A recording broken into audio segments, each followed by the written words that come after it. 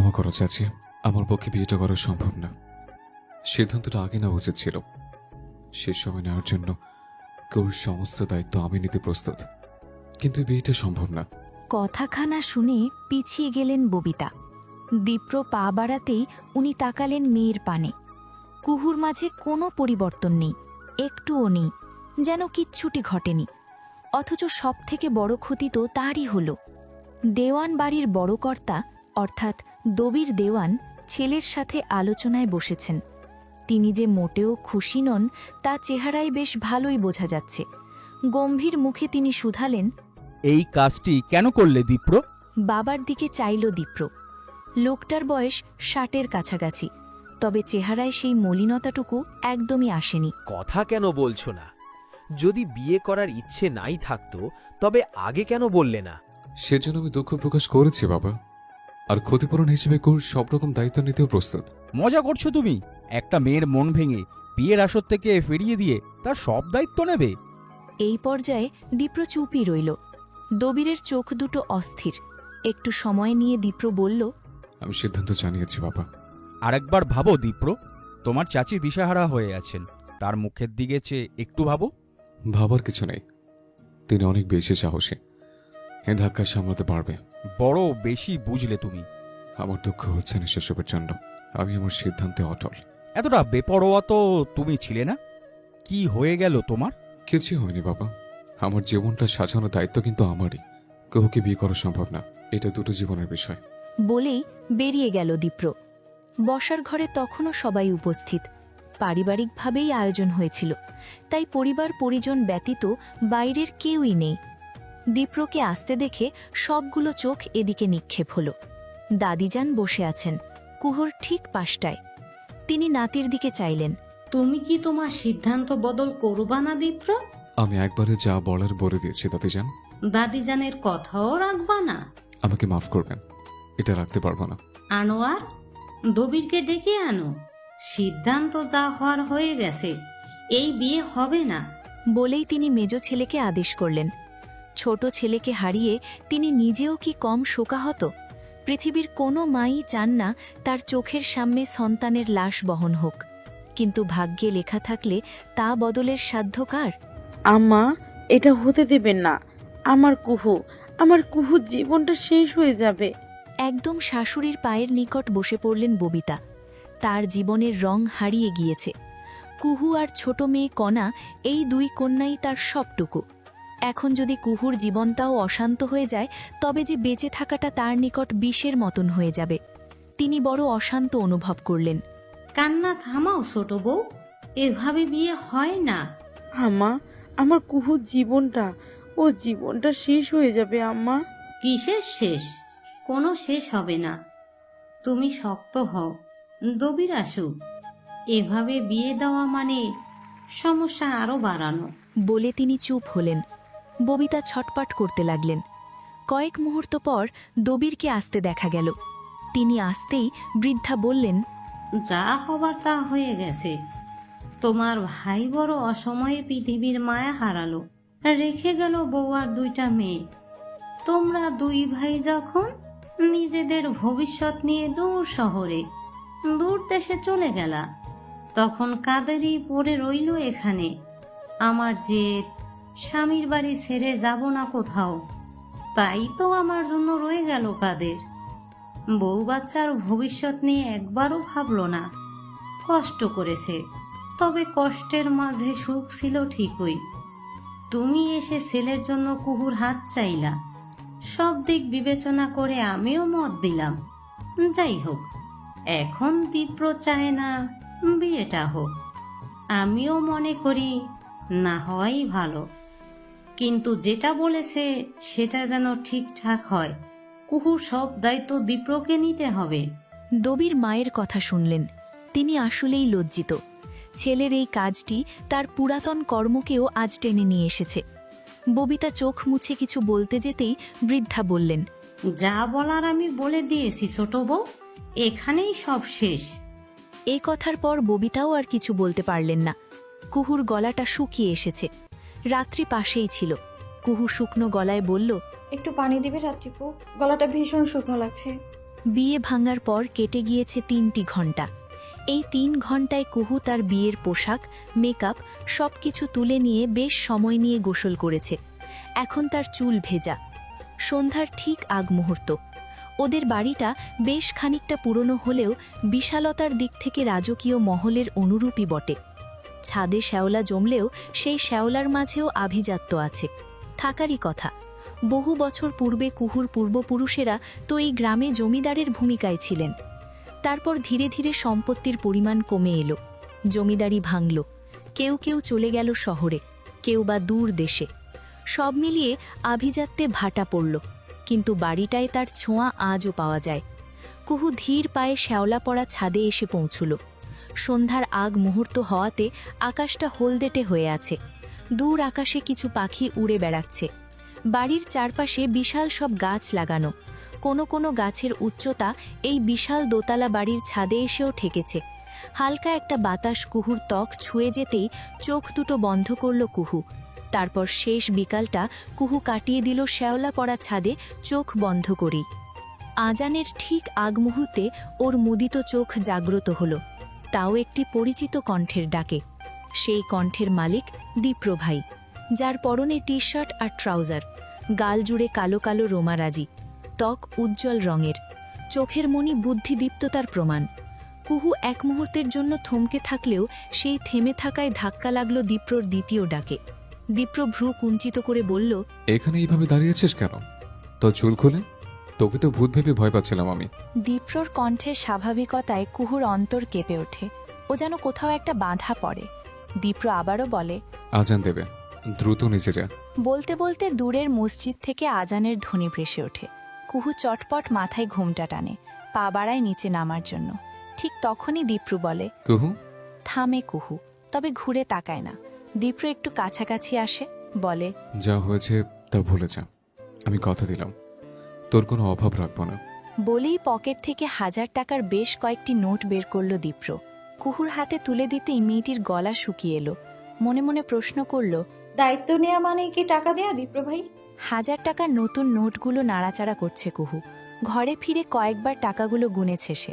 গুনে গুনে নিশ্চিত হয়েছে পুরো 13,000 টাকা আছে এখানে। কুহুর মনে পড়ে না এ জীবনে তার হাতে কখনো 13,000 টাকা উঠেছে। ও টাকাগুলো বেশ কিছু সময় নাড়াচাড়া করে রেখে দিল পড়ার টেবিলে। তারপর শুয়ে পড়ল চিত হয়েছে। অনেকটা সময় ফ্যানের দিকে তাকিয়ে থেকে স্মরণ করল বাবার স্মৃতি। বাবা নামক মানুষটি জীবনে বড় কষ্ট করেছেন। আগে এই এলাকার বেশ নামডাক থাকলেও সময়ের স্রোতে তার রং হারিয়েছে। এর পেছনে বড় একটি কারণ মানুষ কমে যাওয়া। শিক্ষিত বড় মানুষগুলো এলাকা ছেড়ে আরও ভালো জীবন বেছে নেওয়ার পাশাপাশি এলাকার সাধারণ সৌন্দর্য নিয়ে গিয়েছে। উন্নয়নের নামে বছরে কোটি কোটি টাকা এলেও উন্নয়ন হয় না এক চুলো। এমনকি পড়াশোনার ব্যবস্থাও ভীষণ খারাপ। কুহুর বাবার কাদেরের চেষ্টাতেই যা একটু টেকে আছে হাই স্কুলটি। তবে তিনি চলে যাওয়ার পরপরই হেডমাস্টার পদ নিয়ে নানান রাজনীতি যোগ হয়েছে। বাবার কথা স্মরণ করে কুহুর ভেতরটা ছটফট করে ওঠে। ও শোয়া থেকে উঠে বসে। কয়েক সেকেন্ড মৌন থাকতেই রাত্রির কণ্ঠটা শোনা যায়। কুহু, কি করছিস রে? রুমের ভেতরে প্রবেশ করতে করতে কথাখানা বলে ওঠে রাত্রি। কুহুর মাথাটা হাঁটুর কাছে গোজা ছিল। ও মুখ তুলে চায়। চেহারাটা কেমন ফুলে গিয়েছে, তোর মন খারাপ? গাল ছুঁয়ে প্রশ্ন করে রাত্রি। কুহু একটু থেমে থেকে অধরে হাসি আনি। মন খারাপ কেন হবে রাত্রিপু? এই যে দীপ্র ভাই বিয়েটা ভাঙলো। ভালোই তো হয়েছে। ভালো হয়েছে? হ্যাঁ, আমিও তো চাইনি বিয়েটা হোক। বাবা থাকলে বাবাও চাইতেন না এই বিয়েটা হোক। তুমি তো জানোই বড় চাচুর প্রতি বাবার কতখানি রাগ ছিল। না রে, রাগ না, অভিমান ছিল। যদি বড় মামা আগে ফিরতেন তাহলে দেখতি ছোট মামা ঠিকই ভাইকে জড়িয়ে নিতেন। কুহু এ কথায় কিছু বলে না। ওর চোখ দুটো ছলছল করে। সেটা দেখে রাত্রি বলে, বোকা, কাঁদছিস কেন? বাবা কেন চলে গেল রাত্রিপু? কেন চলে গেল বলো তো? সবাইকে চলে যেতে হয় রে। তাই বলে এত আগে এইভাবে আমাকে বাবা পর করে দিয়ে চলে গেল। রাত্রিপু পর করে দিয়ে গেল আমায়। বলতে বলতে কুহুর কান্না বাড়ে। রাত্রির ভেতরেও কষ্টের বৃষ্টি ঝরে। ও দুহাতে আগলে নেয় কুহুকে। রাত্রিকে জড়িয়ে ধরে চোখ বন্ধ করে কুহু। কয়েক মুহূর্ত পর নিজেকে সামলে নেয়। বুক থেকে মাথা তুলে অশ্রু মুছে হাতের তালুতে। রাত্রি চেয়ে চেয়ে দেখে। এক পর্যায়ে নজর যায় টেবিলের ওপর, যেখানে 1000 টাকার নোটগুলো রাখা। কি রে, এভাবে এতগুলো টাকা কেন রাখা? ওঠে দাঁড়ায় রাত্রি, টাকাগুলো তুলে নিয়ে বলে, অনেকগুলো টাকা তো। এভাবে ফেলে রেখেছিস কেন? ফ্যানও ঘুরছে, কোথাও উড়ে গেলে? টাকাগুলো দীপ্রভাই দিয়েছেন। দীপ্র ভাই? হুম। রাত্রি মৌন হয়। কিছু সময় গেলে কুহুর পাশে এসে বসে, হাত বাড়িয়ে বাহু স্পর্শ করে। এই কারণে তোর মন খারাপ? দায়িত্বর সাথে টাকার কি সম্পর্ক রাত্রিপু? সে কি আমায় অপমান করলো? না রে, অপমান কেন করবে? দীপ্র ভাইকে তো তেমন মনে হয়? এত বছর পর দেশে এসেছে, বল আচরণ কি স্বাভাবিক না? বিদেশে থাকা সত্ত্বেও কি অহমিকা আছে? নেই তো। এটা তোর নিজস্ব খরচের জন্য দিয়েছে কুহু। তুই ভাব, টাকা ছাড়া জীবন চলে? চলে না তো। আবেগ দিয়ে না ভাবলেই তুই উত্তর পেয়ে যাবি। এতগুলো কথা বলে তবেই থামল রাত্রি। কুহু শুনল, তবে জবাব দিল না। ওর ভেতরটায় তখনও বাবার শোক। মন বলছে, বাবা, তুমি কেন চলে গেলে বাবা? চলে গেলে কেন তুমি? কেনই বা পর করলে আমায় তুমি? বাবা নামক ছায়া হারিয়ে কুহুর ভেতরটা বড় অশান্ত। হবেই না বা কেন? ও যে বড় বাবার নিউটা ছিল। বাবার কথার বাইরে একটি কথাও বলেনি, কক্ষনো না। বাবার সিদ্ধান্ত সর্বদা লালন করেছে, কোনো রকম যদি কিন্তু ছাড়াই লালন করেছে। অথচ আজ তার মাথার ওপর থেকে বাবার হাতখানা সরে গিয়েছে, যেই হাত আর কখনো স্নেহ দেবে না। রাতের খাবার খেতে সবাই এক হয়েছে। বাড়ির ছোট সদস্য কুঞ্জ থেকে শুরু করে সব থেকে বৃদ্ধা দাদি যেন আছেন।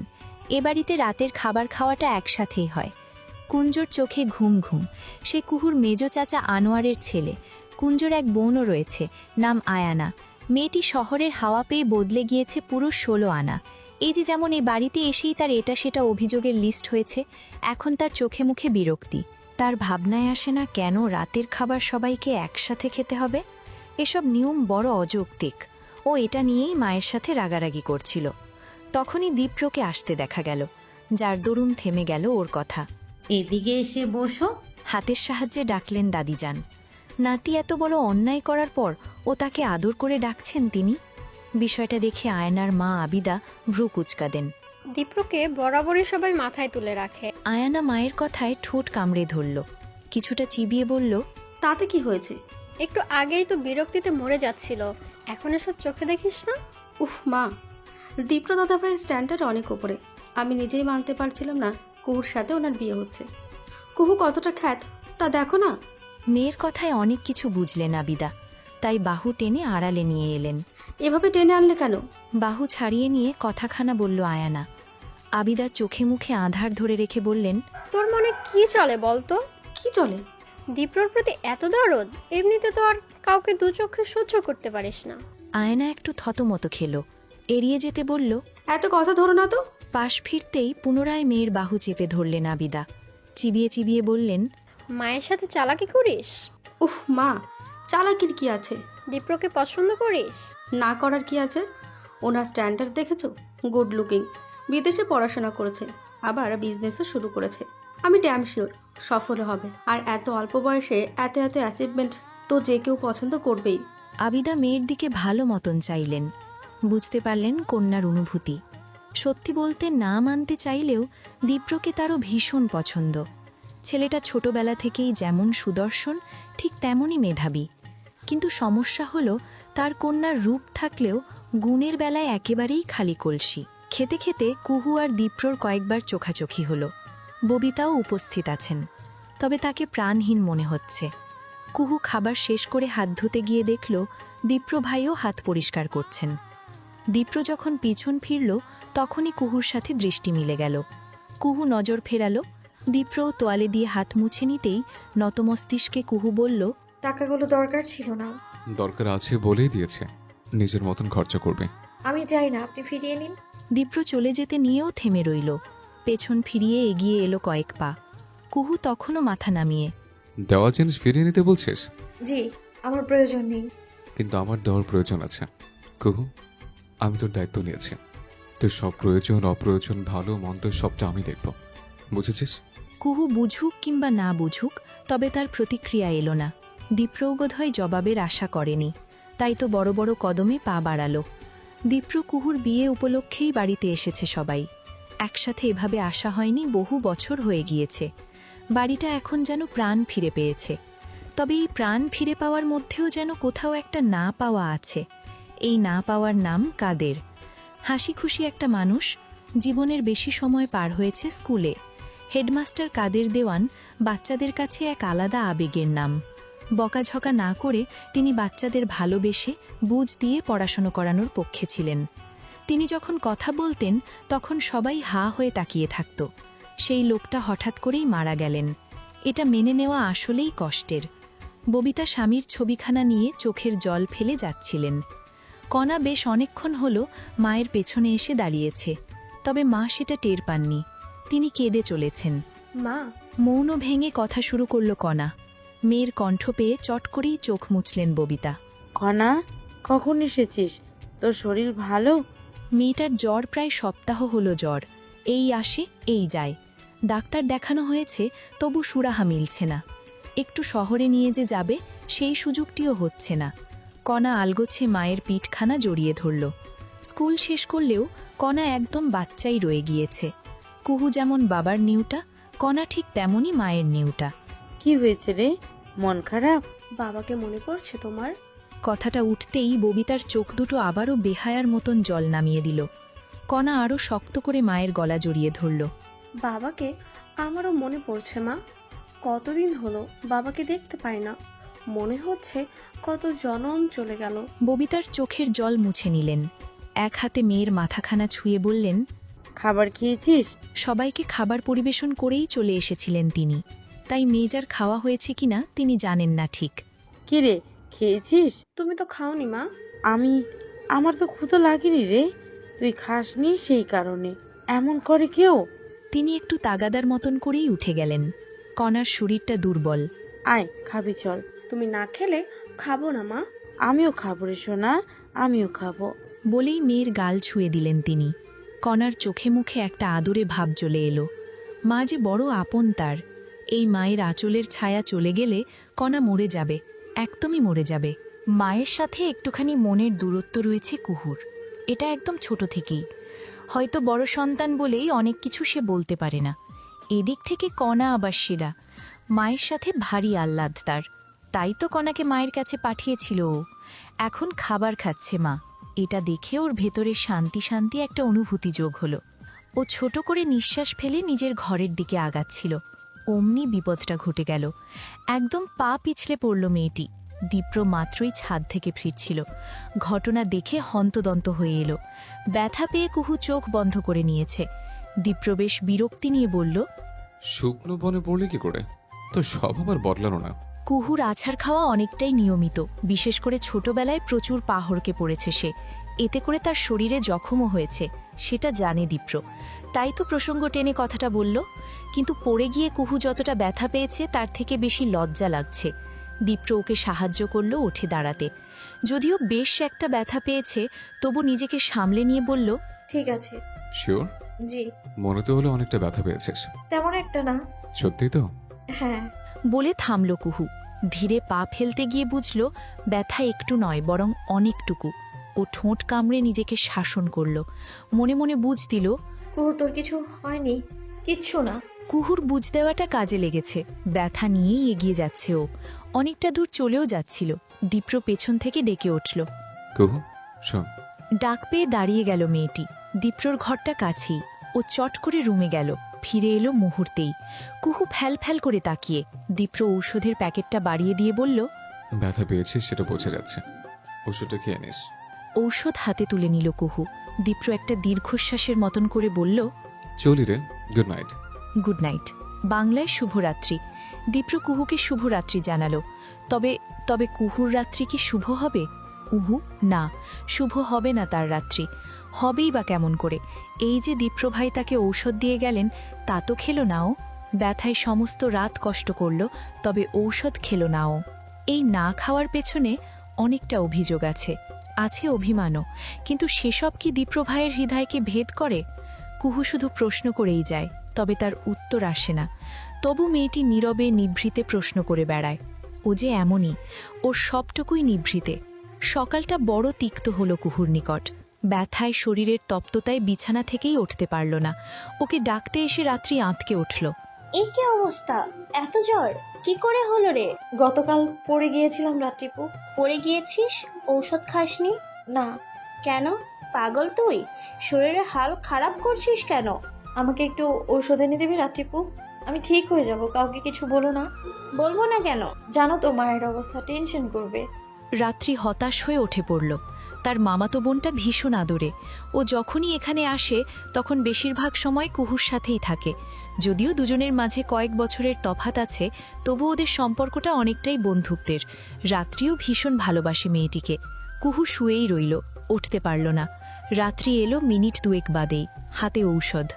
উঠে পড়, ঔষধটা খেয়ে নে। বলে কুহুকে ধরে ওঠালো রাত্রি। প্যাকেট থেকে ঔষধ নিয়ে মেয়েটির মুখে তুলে দিল। পানির গ্লাস হাতে নিয়ে পানি দিয়ে ঔষধ গিলে নিল ও।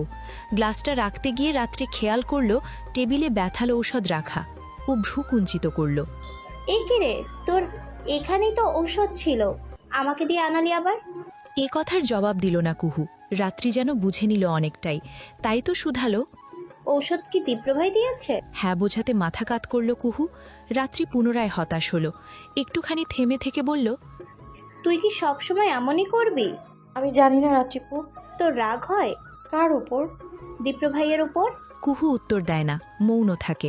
রাত্রি ওর বাহু স্পর্শ করে বলে, রাগ থাকলেও রাখিস না, দীপ্রভাই খারাপ না, শুধু বিয়েটা শেষ সময়ে ভেঙে সবটা তালগোল করে ফেললো। আমি বিয়েটা নিয়ে ভাবি না রাত্রিপু। জানি, তবুও তোর মনের অবস্থা ঠিক করার জন্য বললাম। রাগ করিস না বোন, স্বাভাবিক হ, দেখবি সব ভালো হবে। আদরের সহিত গাল স্পর্শ করে দিল রাত্রি। কুহুও অল্প একটু ঠোঁট প্রসারিত করল। সেই সাথে মনকে বোঝালো সে স্বাভাবিক হবে। দীপ্রভাই আর তার বিয়ের ঘটনা কেবলই একটা দুঃস্বপ্ন, আর দুঃস্বপ্ন মনে রেখে কষ্ট পাওয়া বোকামি। কুহু তো তার বাবার চালাক মেয়ে হবে। বাবা সবসময় বলতেন কুহুটা একদিন অনেক চালাক হবে, শুধু সময়ের অপেক্ষা। সত্যিই তাই, কুহু চালাক হবে। তাই তো মনে মনে আওড়ায়, হ্যাঁ বাবা, তোমার কুহু চালাক হবে, তোমার কুহু ভীষণ চালাক হবে। কিন্তু সেই চালাক হওয়াটা তুমি দেখবে তো বাবা? এই প্রশ্নের উত্তর আসে না। আসবেই বা কেমন করে? যারা পৃথিবীর মায়া ছাড়ে তারা যে পৃথিবীর কিছুতেই আর মায়া খুঁজে পায় না। সবথেকে আদরের সন্তান হলেও না। জ্বরের শরীর নিয়েই উঠতে হলো কুহুকে। নাশতা করতে হবে। ও যতটা সম্ভব নিজেকে স্বাভাবিক দেখালো। তবে ধরা পড়ল মায়ের কাছে। মা যখন খাবার বেড়ে দিচ্ছিলেন তখনই মেয়েটির ত্বকের তাপমাত্রা বুঝতে পারলেন। সঙ্গে সঙ্গে কপাল ছুঁয়ে দিয়ে আতকে উঠলেন। তাপমাত্রা তো অনেক বেশি, জ্বর এলো কখন? কুহু একটু আমতা আমতা করে ফেলল। দীপ্রম মাত্রই জুসের গ্লাস হাতে নিয়েছে। নজর ফেরালো, ভ্রু রাখল কুঞ্চিত। এতটা জ্বর? একবারও বললিও না। ঠিক আছে মা, ঔষধ এনে দিচ্ছি। খেয়েছি, রাত্রিপু এনে দিয়েছে। রাত্রি এনে দিয়েছে? তবে দীপ্র যে কত রাতে এক পাতা ঔষধ দিয়ে গেল। ছেলেটার ভ্রু কুঞ্চিতই হয়ে রইল। ও জুসের গ্লাস রেখে খাবারের টুকরোগুলো নাড়াচাড়া করতে লাগল। তবে খেলো আর না। কুহু খাবারটা শেষ করেই রুমে চলে এসেছে। আর এসেই যে মানুষটির মুখোমুখি পড়ল সে হলো দীপ্র। লম্বাটে ছেলেটাকে নিজের কক্ষে দেখে ওর হৃদয় আনচান করে উঠল। দীপ্র না তাকিয়েই কুহুর উপস্থিতি টের পেল। আমি ঔষধ দিয়েছিলাম, সেটা খাসনি? টেবিলে রাখা ঔষধের পাতা অন্য কোথাও তুলে রাখতে ভুলে গিয়েছিল ও। এখন মিথ্যে যে বলবে সে উপায়ও নেই। আবার সত্য বলতে গিয়েও হৃদয়ে কম্পন চলছে। কথা বলছিস না কেন? শীতল কণ্ঠ, তবু এই কণ্ঠে এক ধরনের আভিজাত্য আছে, আছে কঠোরতা। কুহু অনেকটাই ভয় পেল। দীপ্রর সাথে জীবনের খুব অল্প সময় পার হয়েছে তার, তাও ছোটবেলায়। সেসব ঘটনা খুব একটা মনেও পড়ে না। বড় হওয়ার পর এই প্রথম দীপ্রর সাথে দেখা, তাই অনেকটাই দ্বিধা রয়েছে। জবাব না পেয়ে দীপ্র এবার ক্ষিপ্ত হল, পেছন ফিরল। কুহুর দৃষ্টি সামনে ছিল, এবার নত হয়ে গেল। আমার তো ঔষধ খাসনি কেন কুহু? কি প্রমাণ করতে চাইছিস তুই? আমি খারাপ? আমি মানুষ না? আমাকে সহ্য করা যায় না? আমি ভরসার যোগ্য না? আমি আমি তোর জন্য বিষের মতন? শুধু বিয়ে করিনি বলে আমার সাথে সম্পর্ক রাখবি না, এগুলো বুঝাচ্ছিস? এতগুলো কথা বলায় কুহু এবার অনেকটাই ভরকে গেল। তবে ভেতরে ভেতরে নিজেকে বোঝালো সে ভয় পাবে না, সাহসী হবে। তাই নত মাথাটা তুলে নিল। এতে করে দীপ্রর বুদ্ধির দীপ্ত চোখের সাথে ওর চোখের দৃষ্টি মিশে গেল। অ্যান্সার মি কুহু, কেন এমন করছিস? আমি দয়া নিতে চাই না। দয়া? হ্যাঁ, দয়া। আপনি আমাকে দয়া দেখাচ্ছেন দীপ্র ভাই। সিরিয়াসলি আমি দয়া দেখাচ্ছি তোকে? কুহু নিজের জবাবে অনড়। এদিকে দীপ্রর মাথা উষ্ণ। ও কিরমির করে উঠল। এগিয়ে এসে কুহুর বরাবর হল।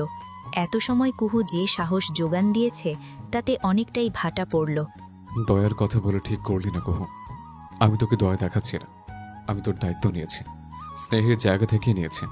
কিন্তু তুই সেটাকে দয়া বলে আমাকে ছোট করলি।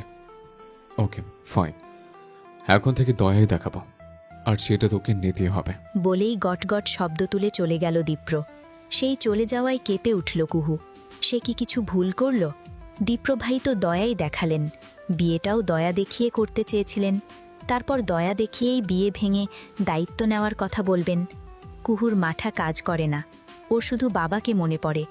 বাবা হারিয়ে গেলে মানুষের জীবন এতটা উলটপালট হয়ে যায়, এতটা উলটপালট। দুপুরের আগ মুহূর্ত। দীপ্র বাড়ি নেই, এলাকা ঘুরতে গিয়েছে। বাড়ির দুই কর্তা দবির আর আনোয়ার মায়ের কাছে এসে বসেছেন। বৃদ্ধার হাতে তসবি। বয়সের ভারে নুয়ে পড়েছেন তিনি। এখন সময় কাটে আল্লাহর নাম নিয়ে। দবির বললেন, বলো মা, আমাদের কেন ডাকলে? বৃদ্ধা হাতের তসবিখানা পাশে রাখলেন। তারপর দুই ছেলের মুখের দিকে তাকালেন। সত্যি বলতে মা কখনো সন্তানদের ঘৃণা করতে পারে না, তাই তো তিনিও পারছেন না ঘৃণা করতে। তার কাছে দবির আর আনোয়ার সদ্য ভূমিষ্ঠ হওয়ার শিশুর অনুরূপ নিষ্পাপ। তোমাদের ডেকেছি বিশেষ কারণে। কি কারণ মা? বললেন আনোয়ার। বৃদ্ধা আবার বললেন, আশা করি এবার তোমরা কথা রাখবে। এ কথায় দুভাই একে অপরের মুখের দিকে তাকালেন। দুজনের মুখশ্রীতিই প্রশ্ন। শোনো তোমরা, আমি আজ আছি কারণে। ইচ্ছে ছিল 3 ভাইকে একসাথে দেখব, সেটা তো হলো না। আমি চাই তোমরা সবাই আবার এক হও, একসাথে থাকো। অন্তত আমি বেঁচে থাকা অবধি এই বিষয়টি ধরে রাখো। মনে করে দেখো, তোমাদের বাবা জীবনের শেষ দিনগুলোতে তোমরা যেন এক থাকো, সেটা চাইতেন, অথচ তার কিছুই হয়নি। এ কথায় দুবির আর আনোয়ার দুজনেই বেশ একটা দ্বিধা ও লজ্জায় পড়লেন। বৃদ্ধা ছেলেদের চোখ মুখ দেখেই সেটা বুঝতে পারলেন। সমস্যা নেই, ভেবে দেখো আমার কথা। চাইলে তোমাদের স্ত্রীদের সাথে আলোচনা করো। চাচ্ছিলাম বাড়িটা মেরামত করতে। উত্তরের দিকে আমার নামে যে জমিটা আছে সেটা সরকার থেকে কিনে নেবে, তোমাদের কারো খরচা করতে হবে না। এ কথার পর দুবির বললেন, আমি একটু জেবার সাথে আলোচনা করতে চাই মা, দীপ্রর সাথেও কথা বলতে হবে। ঠিক আছে, কথা বলো, তারপর জানাও। আর আনোয়ার, তোমার কি মতামত? আনোয়ারও একটু দ্বিধায় আছেন। আসলে তার ছেলেটা এ বাড়ির পাগল হলেও মেয়েটা একেবারে বিপরীত। আবিদাও যে খুব একটা পছন্দ করে তা নয়, তবে বাড়িটা যেহেতু নতুন করে মেরামত করা হবে, এই দিকটা বেশ অনেকটাই নিশ্চিত হওয়া গেল। তিনি তাই দ্বিধা থাকা সত্ত্বেও বললেন, আমি থাকতে চাই মা, তোমার কথা আমি রাখলাম। দীপ্র কিংবা জেবা কেউই নাকচ করেননি। এলাকার প্রতি আলাদা টান আছে দীপ্রর, সেই টান থেকেই হয়তো নাকচ করেনি সে। আজ সারাটা দিন এখানে ওখানে ঘুরেছে, তাই দুপুরের খাবার খাওয়া হয়নি। বাড়ি ফিরে গোসল করে চুল শুকিয়ে নিচ্ছিল, তখনই জেবা এলেন। বললেন, ক্ষুধা লাগেনি তোর? একটু লেগেছে, তবে রাতে একসাথেই খাবো। হালকা কিছু নিয়ে আসি। কুহুকে দেখলাম সিঙ্গারা বানাচ্ছে। কুহু সিঙ্গারা বানাচ্ছে শুনেও তেমন কোনো প্রতিক্রিয়া দেখালো না দীপ্র। ওর ভেতরে একটা রাগ কাজ করছে। মেয়েটি ওর স্নেহকে দয়ার সাথে তুলনা করেছে, যা ভীষণ অপমানের। জেবার হাতে সিঙ্গারা তুলে দিতে দবিরের ডাক পড়ল। কুহুর হলো বিপদ। তাকে বলা হলো দীপ্রকে যেন সিঙ্গারা দিয়ে আসে। এমন একটা সময় আশেপাশে না আছে কণা আর না আছে রাত্রিপু, এমনকি আয়ানাপুও নেই। অবশ্য আয়ানা থাকলেও যে বিশেষ লাভ হতো তা বলা মুশকিল। মেয়েটা তো কোনো কাজই করে না, সারাক্ষণ অর্ডার করতে থাকে। কুহুর আসলেই কিছু করার নেই। ও 4টে সিঙ্গারা তুলে নিয়ে ছোট বাটিতে কাসুন্দি দিয়ে নিয়ে এলো দীপ্রর কক্ষে। দীপ্র তখন গায়ে টি শার্ট জড়িয়ে নিচ্ছিল। কুহু ঠকঠক করল, কে? আমি। কুহুর কণ্ঠে দীপ্রর মুখখানা অধারে ডুবল। ও টি শার্টখানা ভালো মতন জড়িয়ে নিয়ে বলল, কি দরকার? সিঙ্গারা দিতে এসেছি। মা কোথায়? বড় চাচু ডেকেছে। আর কেউ নেই? আমিই দিতে এসেছি। অন্য কাউকে আসতে বল। শেষ কথায় কুহুর মুখশ্রী আঁধারে ডুবল। ও বলল, আমি দিলে কি সমস্যা? যার তার হাত থেকে নেই না। সবগুলো সিঙ্গারা আমিই কিন্তু বানিয়েছি। দীপ্র এবার দরজার কাছে চলে এলো, খুলে ফেলল একটানে। আচমকা হওয়াতে কুহু বেশ ভয়েই পেল। ও পিছিয়ে গেল এক পা। দে। বলে সিঙ্গারার প্লেট তুলে নিল দীপ্র। পুরো বিষয়টা এত দ্রুত ঘটল যে কুহু থমকে গেল, চেয়ে রইল বিস্ময়ের সাথে। দীপ্র একটা সিঙ্গারায় কামড় বসিয়ে বলল, তাকিয়েছিস কেন? খেতে দিয়ে নজর দিবি নাকি? নজর কেন দেব? যার তার খাওয়াতে আমি নজর দেই না দীপ্র ভাই। যা এখন, ভাল লাগছে না। বলে একদম মুখের ওপর দরজা লাগিয়ে দিল দীপ্র। কুহুর অন্ধকার মুখটা আরও বেশি অন্ধকারে ডুবে গেল। তার কি ঠেকা যে সে সিঙ্গারা দিতে আসবে? নেহাতে বড় চাচি দিতে বললেন, নতুবা কুহু কখনোই আসত না। সারাদিনে জ্বর ছিল না, এখন আবার শরীরটা কেমন লাগছে। সিঙ্গারা খেতে খেতে কুহুর শরীরখানা কেঁপে উঠল। আয়ানা বলল, বাহ, বেশ ভালো হয়েছে সিঙ্গারাগুলো, একদমই তেল চিটচিটে না। গুণী বলায় কুহুর মুখমণ্ডলে কোনো পরিবর্তন এলো না, তবে আয়ানার মুখটা বিবর্ণ হল। বলা বাহুল্য, কুহু, কণা কিংবা রাত্রি কাউকেই ওর সহ্য হয় না। ও আড়ালে ভেঙচি কেটে পুনরায় সিঙ্গারায় কামড় বসালো। সবার ভাগে 2টা করে সিঙ্গারা জুটেছিল। এতই ভালো হয়েছে যে কুঞ্জ ছুটে এসেছে আরেকটি খেতে, কিন্তু আর যে নেই। ও বায়না ধরে বলল, আপু, তোর ওখান থেকে এক কামড় দে না। আয়ানা বড় বিরক্ত হলো, বলল, তুই তো খেয়েছিস দুটো। এক কামড় খাবো, দে না। কুঞ্জ ছোট মানুষ, অত শত বোঝে না। ও মুখটা শুকিয়ে ফেলল। সেটা দেখে কুহু বলল, এটা নিয়ে কুঞ্জ। নিজের ভাগ থেকে একটা সিঙ্গারা দিয়ে দিল কুহু। সেটা পেয়ে কুঞ্জ মহা খুশি। ও চেপে ধরল কুহুর গলা। ইটস অর ওয়ার্ডস, কুহু ইজ দ্য বেস্ট। বলে কুহুর গালে চুমু খেয়ে কুঞ্জ ছুট লাগাল। ওরে কাহিনী দেখে রাত্রি আর কণা হাসল। আয়ানা বিরক্তি টেনে বলল, এত ভালো হওয়ার কি আছে? ও তো দুটো খেয়েছে। থাক না আয়নাপু, কুঞ্জ তো ছোট। বেশি বেশি বলে আবারও বিরক্তি প্রকাশ করল আয়ানা। রাত্রি তার ভাগ থেকে সিঙ্গারা দিতে গেলে কুহু বলল, আমার শরীর খারাপ লাগছে, আমি আর খাবো না রাত্রিপু। খেলাম তো, আর ইচ্ছে করছে না। আমার এখান থেকে খাপু, বলল কণা। কুহু একটুখানি হেসে কণার গাল স্পর্শ করে বলল, তুই খা, আমার পেট ভরে গিয়েছে, ভালোও লাগছে না, আমি উঠি। বলে উঠে গেল কুহু। আয়ানা ভেঙচি কাটল পুনরায়। খেতে ইচ্ছে করছে না বলেই কুঞ্জকে সিঙ্গারা দিয়ে দিল কুহু। অথচ সবাই তাকে মহান বানিয়ে পারলে মাথায় তুলে নাচে। এসব ওর নিকট বড় ন্যাকামেই লাগে। কুঞ্জকে চেপে ধরেছে আয়ানা। ছেলেটার মাথায় 2-4টে চাপড়ও পড়েছে, সেই জন্য কাঁদছে ও। আবিদা তড়িঘড়ি করে এলেন, জড়িয়ে ধরলেন ছেলেকে, শাসিয়ে তাকালেন মেয়ের পানে। ওকে মারছিস কেন? মারবো না, ও জানো কি করেছে? কি করেছো? বেহায়া, ছোচার মতন সিঙ্গারা চাই। কুহু নিজের ভাগ থেকে দিল। কতটা অপমানিত হলাম আমি। কুহু দিয়েছে, তাতে তোর কি? আবার মুখে মুখে কথা বলেই কুঞ্জর মাথায় গাঁটটা দেয় আয়ানা। আবিদা ধুমকে ওঠেন। কি সমস্যা আয়না? আবারও মারছিস, আমি সামনে থাকা সত্ত্বেও? ওর মুখটা সামলাও মা, না হলে সমস্যা। ফাজিল কোথাকার। বলে রেগে মেগে চলে যায় আয়ানা। কুঞ্জ কাঁদতে থাকে। তার বুঝে আসে না আয়ানাপু কেন এভাবে রাগ দেখালো।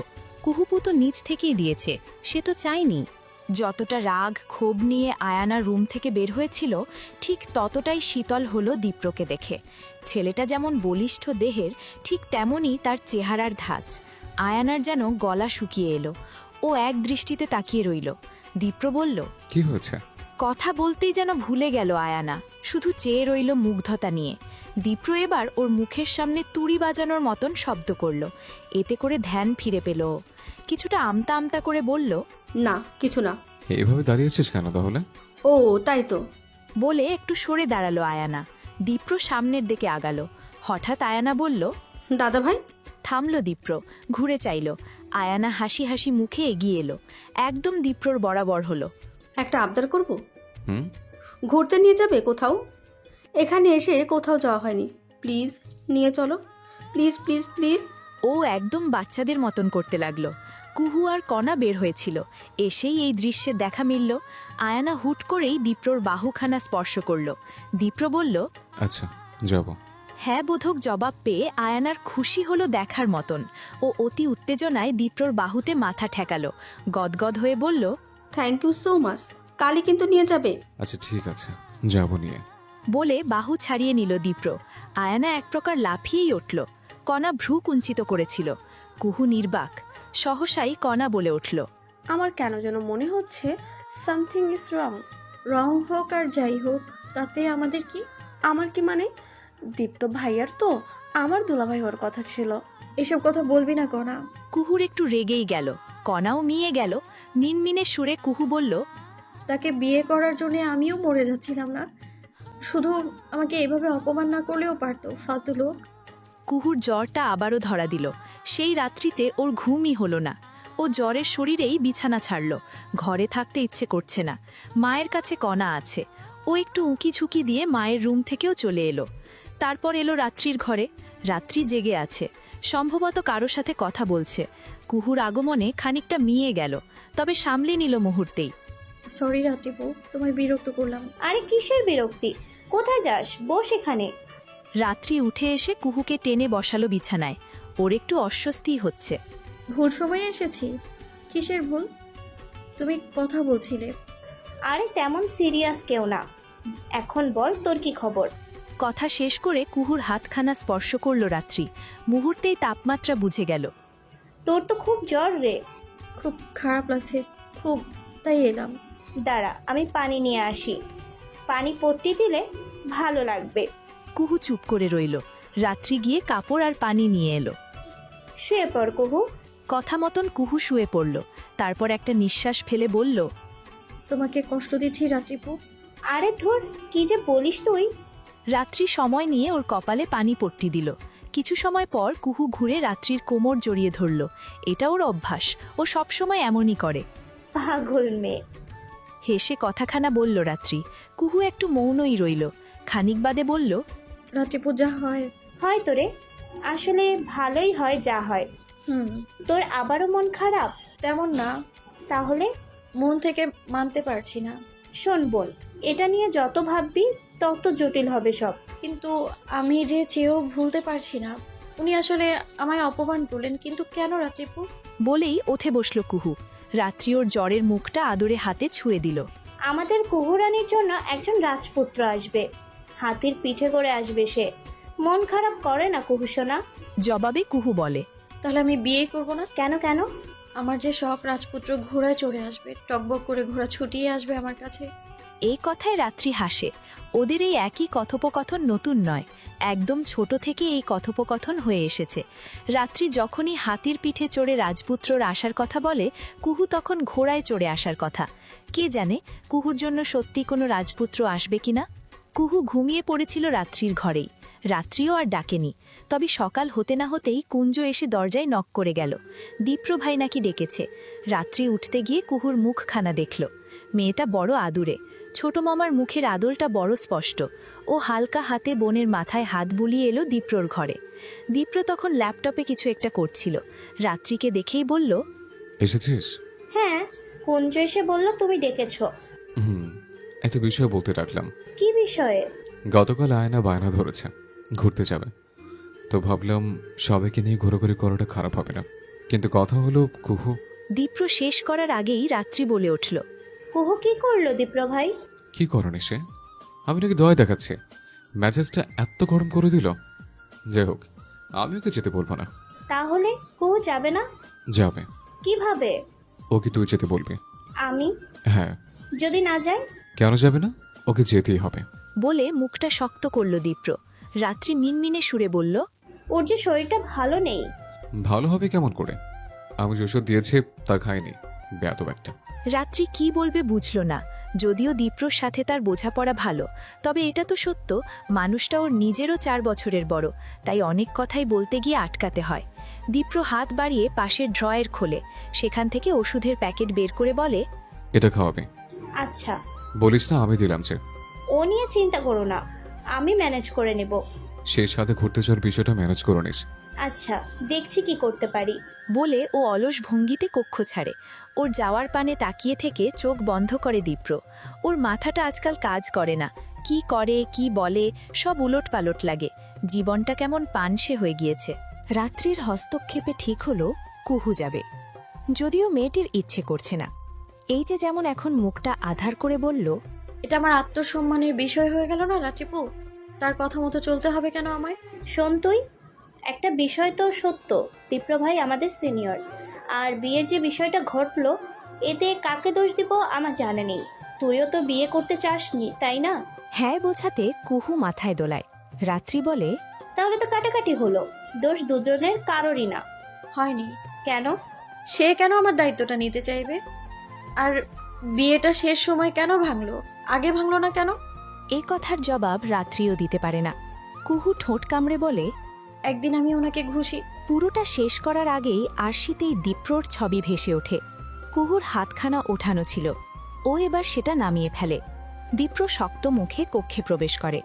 কুহুর একটু অস্বস্তি হয়, তবে সেই অস্বস্তি কেটে যায় দীপ্র ভাই যখন তাকে পুরোপুরি অবজ্ঞা করে রাত্রিকে বলে, বিকেল 4টায় বের হব, লেট যেন না হয়।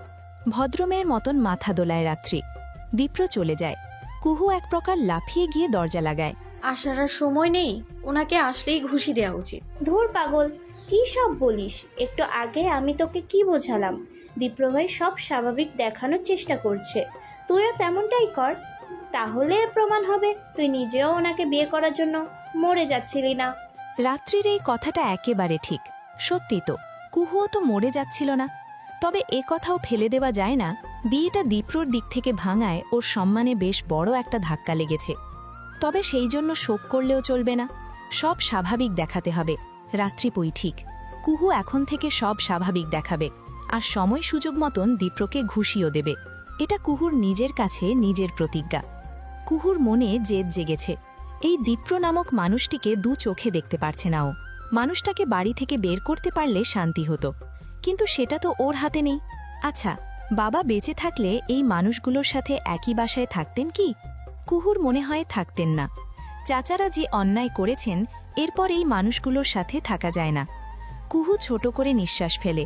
সে সেজেছে অল্প, না সাজার মতন করেই।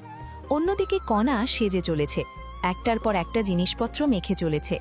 গায়ে ওড়না টেনে নিয়ে কুহু বলে, হলো তোর? আর একটু আপু। বলে চোখে কাজল টেনে নেয় কণা। বলা বাহুল্য, কুহুর ত্বকের রং আর কণার ত্বকের রং কাছাকাছি, দুজনেই ফর্সা।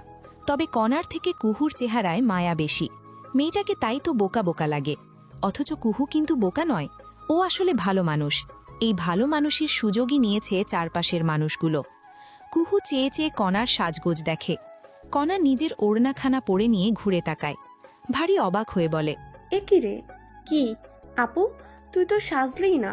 এত সেজে কি হবে, যাচ্ছি তো গ্রামে ঘুরতেই। ইস, তুই বুঝতে পারছিস না, দীপ্ত ভাইকে ইমপ্রেস করতে হবে তো। তোর কেন মনে হলো আমি ওনাকে ইমপ্রেস করতে চাই? এই কথায় মিয়ে গেল কণা। কুহু ছোট করে নিঃশ্বাস ফেলে বলল, তোদের মনে হয় না একটা মানুষ আমাকে এতটা অপমান করার পরেও বাড়ির লোকগুলো তাকে মাথায় তুলে নেচে যাচ্ছেন? মাও এই বিষয়ে নির্বিকার। কুহুর গণাটা ধরে আসে। মায়ের অবশ্য দোষ নেই, নারীটি শোকে যে কাতর, তিনি তো ভালোই চেয়েছিলেন সবটা সুন্দর করতে, কিন্তু বাস্তবতা যে ভিন্ন। আয়ানাকে দেখে মনে হলো সে বিয়ে বাড়িতে যাওয়ার জন্য বের হয়েছে। নতুন জামা, ভারী মেকআপ, চোখে সানগ্লাস। রাত্রি তো না পেরে বলেই ফেলল, মনে হচ্ছে তোর বিয়ে লেগেছে। উফ, এভাবে বলছো কেন? সাজ কি অনেক বেশি হয়েছে? না না, ঠিকই আছে। বলে মুখ টিপে হাসে রাত্রি। আয়ানা বিরক্ত হয়, সে যথেষ্ট সুন্দরী, না সাজলেও তো তাকে সুন্দর লাগে। তবে সে সেজেছে নিজেকে আরেকটু গোছানো, স্মার্ট দেখাতে। এদিকে রাত্রিপু, শ্যাম ত্বকের মেয়ে, চেহারা মোটামুটি ভালো, তবে তাকে সাজলেও যেমন লাগে, না সাজলেও তেমনই লাগে। আহামরি পরিবর্তন নেই, তাই তো সে সাজে না, অথচ অন্যের বিষয়ে অধিক কথা বলতে আসে। আয়ানা মুখ পাকায়। আরে কুঞ্জু যে? কুঞ্জকে সবাই ভালোবাসে, এর কারণ বাচ্চাটা বাড়ির সবথেকে ছোট সদস্য, দেখলেই আদর দিতে ইচ্ছে করে। রাত্রির কাছে এসে কুঞ্জ বলে, আমায় কেমন লাগছে নাতিপু? কুঞ্জকে তো রাজপুত্রই লাগে সব সময়। জামাটা ভালো না, এটা খুব ভালো। জন্মদিনের গিফট ছিল, মামা দিয়েছে। তুমি জানো নাতিপু, আমার জন্মদিনে কত মানুষ হয়েছিল? ইয়া বড় একটা কেক আনা হয়েছিল, খুব মজা, কিন্তু তোমরা তো আসোনি। বলে কুঞ্জ একটু মন খারাপ করল বোধহয়। এদিকে আয়ানা চোখ দিয়ে অনেক কিছু বলার চেষ্টা করছিল, তবে কুঞ্জর যে সেদিকে খেয়ালই নেই। ও এবার একটু রাগার মতন করে বলল, তোর কোনো কাজ নেই না? যা মায়ের কাছে যা, পরে আসবি, পাকামো খালি। বলেই কুঞ্জকে তাড়িয়ে দিল আয়ানা। রাত্রি কিছু বলল না, ও খুব বুঝতে পেরেছে আয়ানা কেন এমন করেছে। আসলে বিশাল আয়োজন করে কুঞ্জর জন্মদিন পালন করা হলেও এই বাড়ির কাউকেই যে দাওয়াত করা হয়নি, এমনকি রাত্রিদেরও না। অথচ মেজমামা প্রায় দিন কল করে মাকে বলতেন, অথচ এই কথাটা কেবল কথার কথা ছিল, এই বাড়ির মানুষগুলো ছাড়া মেজমামার সবাই ছিল। কুঞ্জ বসেছে দীপ্রর পাশে। এটা নিয়ে আয়ানা বেশ একটা রাগারাগি করলেও দীপ্র ভাই এসে যাওয়াতে সেই আগুনে ভাটা পড়ে যায়। পেছনের সিটে বসতে হয়েছে কুহু, কণা, রাত্রি ও আয়ানার। চারজনই শুকনো হওয়াতে 3 সিটে বেশ ভালোভাবেই বসতে পেরেছে তারা। দীপ্রর এই গাড়িখানা নিজের টাকায় কেনা, বেশ দামিও। আয়ানা নিজের উচ্ছ্বাস ধরে রাখতে ব্যর্থই হলো। বলল, গাড়িটা একদম সেরা। তোমার পছন্দ সবসময় ভালো দাদা ভাই। সামনে থেকে দীপ্র বলল, আসলেই পছন্দ ভালো। অবশ্যই, এই কালারটাও একদম পারফেক্ট। দীপ্র সামান্য হাসল। পেছন থেকে কণা এবার বলল, বোর হয়ে যাচ্ছি, গান কোথায়? কি গান শুনবে? এই পথ যদি না শেষ হয়। না না, এসব বাংলা গান নয়, তুমি বরং ওয়েক মি আপ দাও। বাধা দিয়ে বলল আয়ানা। কণার মুখটা শুকনো হলো। ও আবার বলল, ওসব ইংরেজি গান ভালো লাগে না। না ভালো লাগার কি আছে, তুই কি ইংরেজি বুঝিস না? আয়ানা সস্তা মুশিকতা করে হেসে উঠল। কুহুর খুব লাগলো কথাটা। বোনের হয়েও বলল, ইংরেজি কেন বুঝবে না আনাপু? তার না বুঝলেও তাতে দোষের কি? এই রে, তুই কি মাইন্ড করলি না কি কুহু? আমি কিন্তু এমনি এমনি বলেছি। কুহু আর কিছু বলল না। ওর মেজাজে আসলে এখন ঠিক নেই। নিজের জন্য না হলেও বোনের জন্য সে রুখে দাঁড়াতে পারে। তবে দীপ্র নামক মানুষটা থাকায় আর কিছু বলতেও ভালো লাগছে না।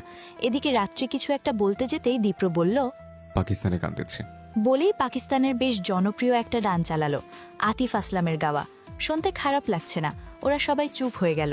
কতক্ষণ যেতেই কুঞ্জ বলল, আমরা কি গাড়িতেই থাকবো দীপু ভাই? না না, বড় রাস্তায় গাড়ি পার্ক করে তারপর ঘুরতে নামবো।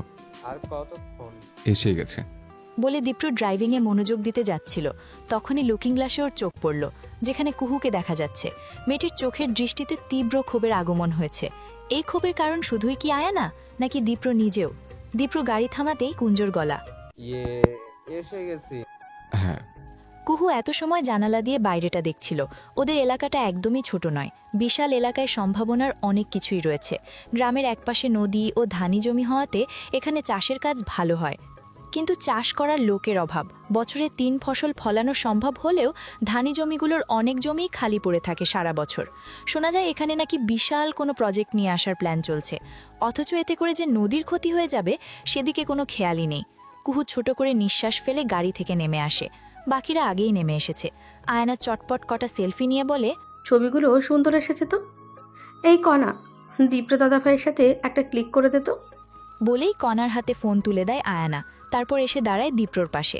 একটা ক্লিকের পর দীপ্রর বাহু টেনে ধরে কিছুটা ঘনিষ্ঠ হয়ে বলে, এবার তোর। এই মুহূর্তে আয়নার চোখে মুখে অন্যরকম উচ্ছ্বাস। যদিও স্বাভাবিক দৃষ্টিতে বিষয়টা অস্বাভাবিক নয়, কিন্তু কণার বড় মেজাজ গরম হচ্ছে। ওর ইচ্ছে করছে আয়নাপুর ফোনটা ছুঁড়ে ফেলে ভাঙতে, কিন্তু ইচ্ছে হলেই কি সব করা যায়? দীপ্র গাড়িতে হেলান দিয়ে। ওর খুব ছোট সময়ের কথা মনে হচ্ছে। তখনকার পরিবেশ ভিন্ন ছিল, ছিল আনন্দ। এখন সব পানসে। দীপ্র একদম গ্রামের ছেলে। ছেলেবেলায় নদীতে ঝাঁপ, গাছে ওঠা, মাছ ধরা সহ শখের বশে ধান কাটার মতন কাজটিও করা হয়েছে তার। তারপর বিদেশের মাটিতে চলে যাওয়া, সেই কালচার গায়ে মাখানো। তাই বলে কি গ্রামকে ভুলেছে সে? না তো, ভুলেনি। ওর ইচ্ছে ছিল এখানে আসার, স্থায়ীভাবে থাকার। আশা হয়েছে, তবে স্থায়ী হওয়াটা অনেক কিছুর ওপর নির্ভর করছে। দীপ্র ভারী অবাক হয় যখন দেখে এত বছরেও এলাকাটা তেমন উন্নয়ন হয়নি, অথচ একদম শহরের পাশের এলাকা। এর পেছনে যে রাজনৈতিক শক্তি কাজ করছে তা আর আলাদা করে বলতে হয় না। দীপ্র ছোট করে নিঃশ্বাস ফেলে। অদূরে দাঁড়িয়ে সবাই, ছবি তোলা হচ্ছে। দীপ্র যায়নি, এখানেই দাঁড়িয়ে আছে। এদিকে সময় পেরিয়ে যাচ্ছে। ও এবার ডাকার প্রয়োজন বোধ করল। হলো তোদের? কণা প্রায় 10 মিনিট ধরে একটা রিলস বানানোর চেষ্টা করছে, কিন্তু হচ্ছে না মনের মতন। আয়ানা নিজেও সোশ্যাল মিডিয়া পার্সন, তাই দুজনের এই বিষয় ভালোই বনেছে। একে অপরকে সাহায্য করছে। রাত্রি আর কুঞ্জ একসাথে। কুঞ্জর হাজারটা প্রশ্ন। বাচ্চাটা যে গ্রামীণ পরিবেশের সাথে একদমই পরিচিত নয়, তাই তার সব প্রশ্নের জবাব দিতে হচ্ছে মেয়েটিকে। এদিকে কুহু একদম একা দাঁড়িয়ে। হালকা বাতাসে ওর ওড়নার এক পাশ উড়ে যাচ্ছে। মনোযোগ সামনের ক্ষেতগুলোর দিকে। খুব ভালোভাবে তাকালে বোঝা যায় এই ক্ষেতের ঠিক শেষ মাথা থেকেই নদী বয়ে চলেছে, আর সেই নদীর পাশেই মাথা তুলে দাঁড়িয়ে আছে স্কুলটি, যেই স্কুলের প্রাণ ছিলেন কুহুর বাবা কাদের দেওয়ান। কুহু অনমনেই সবটা ভাবছিল। তখনই রাত্রি এসে ওর পাশে দাঁড়ালো। মামার কথা ভাবছিস? না তাকিয়ে কুহু বলল, বাবার কথা তো মাথা থেকে যায়ই না রাত্রিপু, নতুন করে আর কি ভাববো? তুই মেনে নিতে শিখ বোন। মামা চলে গেলেন কতদিন হলো। কিভাবে মানবো? বাবার সব স্বপ্ন সবকিছু চোখের সামনে শেষ হয়ে যাচ্ছে। স্কুলের খবর তো জানো, বাবা চলে যেতেই যে যার মতো ধ্বংসযজ্ঞ চালাচ্ছে। অনিয়মে যা তা অবস্থা, ছোট ছোট বাচ্চাদের মাথায় নষ্ট রাজনীতি ঢোকানো হচ্ছে। কুহুর কথায় রাত্রির মনটাও বড় বিষণ্ণ হয়ে গেল। ও কিছু বলার পূর্বেই অদূর থেকে দীপ্রর গলা। রাত্রি, লেট হয়ে যাচ্ছে। পেছন ফিরে চাইল রাত্রি। দীপ্র ভাই ভ্রু কুঞ্চিত করে তাকিয়ে। দ্রুত কর, এভাবে সময় নষ্ট করার মতন সময় নেই। কুহু এক পলক তাকালো। দীপ্র চোখে সানগ্লাস পরে নিয়েছে। রাত্রি বলল, চল। আমার বোধহয় এখানে আসা ঠিক হয়নি। কেন রে? সবার মাঝে বোঝা মনে হচ্ছে নিজেকে। যা তা বলিস না তো, চল এখন। বলেই কুহুর হাতখানা চেপে আগাতে লাগলো রাত্রি। আয়ানা দারুণ একটা রিলস বানিয়েছে, সেটাই দেখাচ্ছে দীপ্রকে। দীপ্র হতাশ হয়ে বলে, তোরা দুজন এইভাবে সোশ্যাল মিডিয়ায় নেচে বেড়াস? নেচে বেড়ানোর কথায় আয়ানার মুখটা একটু অন্ধকার হলো। কণা চোখ ছোট ছোট করে বলল, এটা ট্রেন্ড দীপ্ত ভাই। শুধু ট্রেন্ডেই গা ভাসালেই চলবে? পড়াশোনা করতে হবে। পড়াশোনার বিষয়টি আশায় আয়ানা আর কথা বলল না। এই ব্যাপারে একেবারেই কাঁচা মেয়েটি।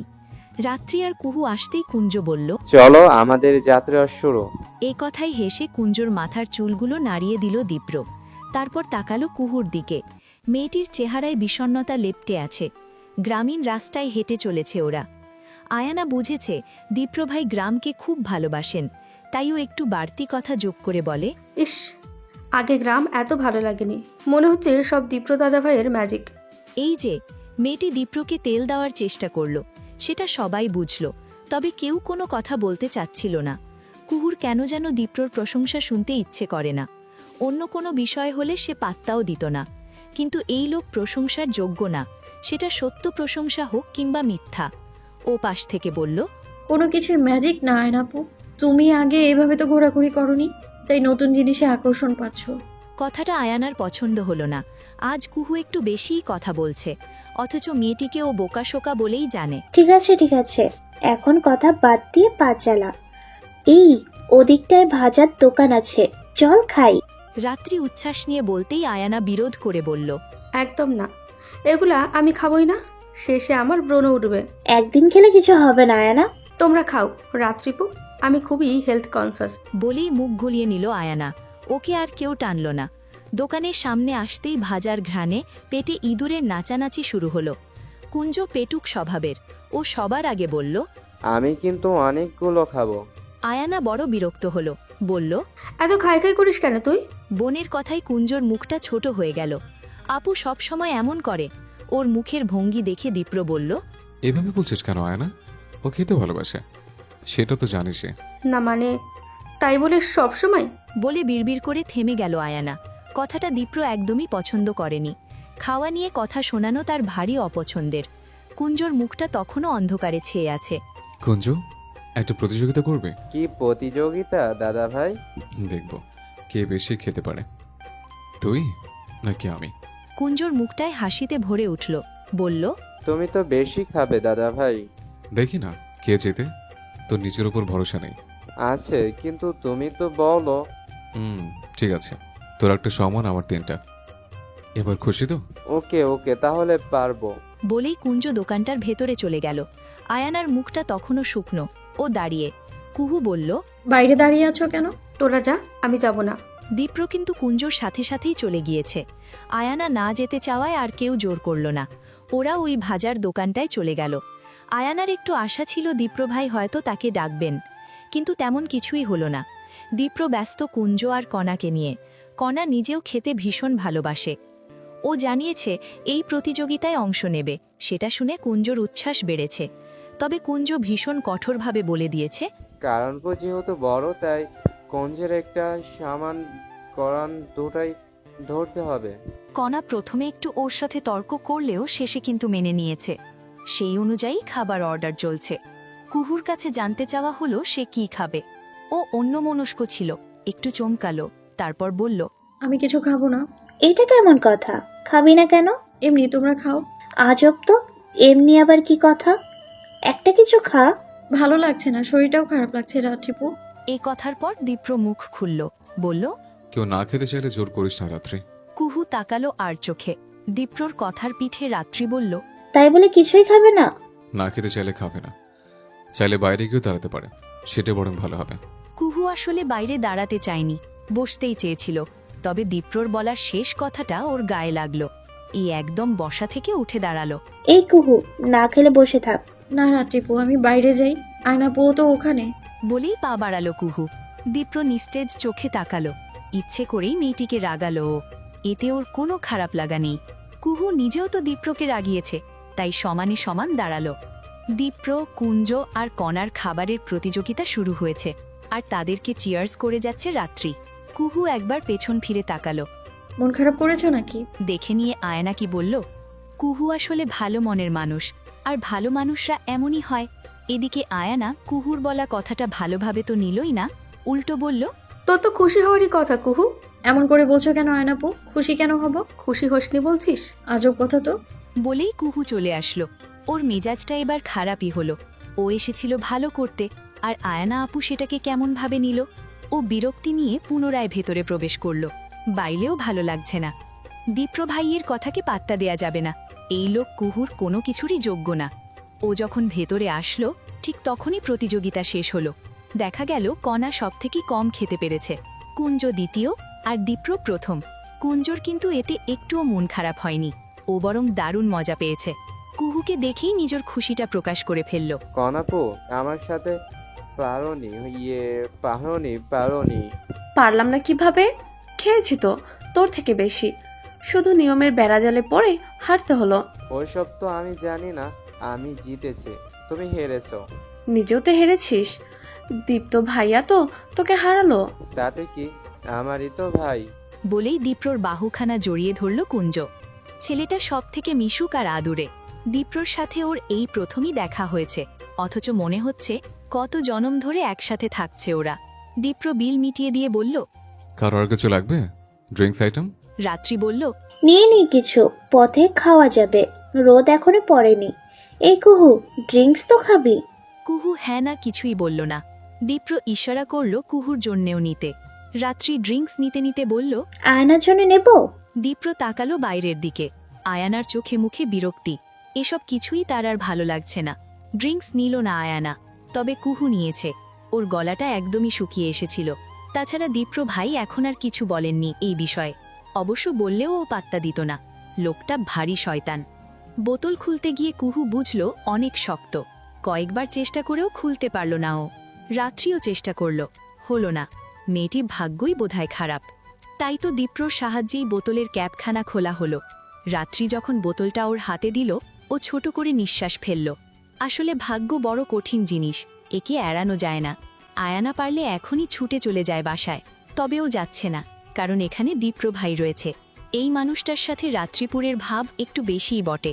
ওদিকে কুহু, যদিও দীপ্র ভাই নিজ থেকেই বিয়েটা ভেঙেছে, তবু বলা যায় না কিছু।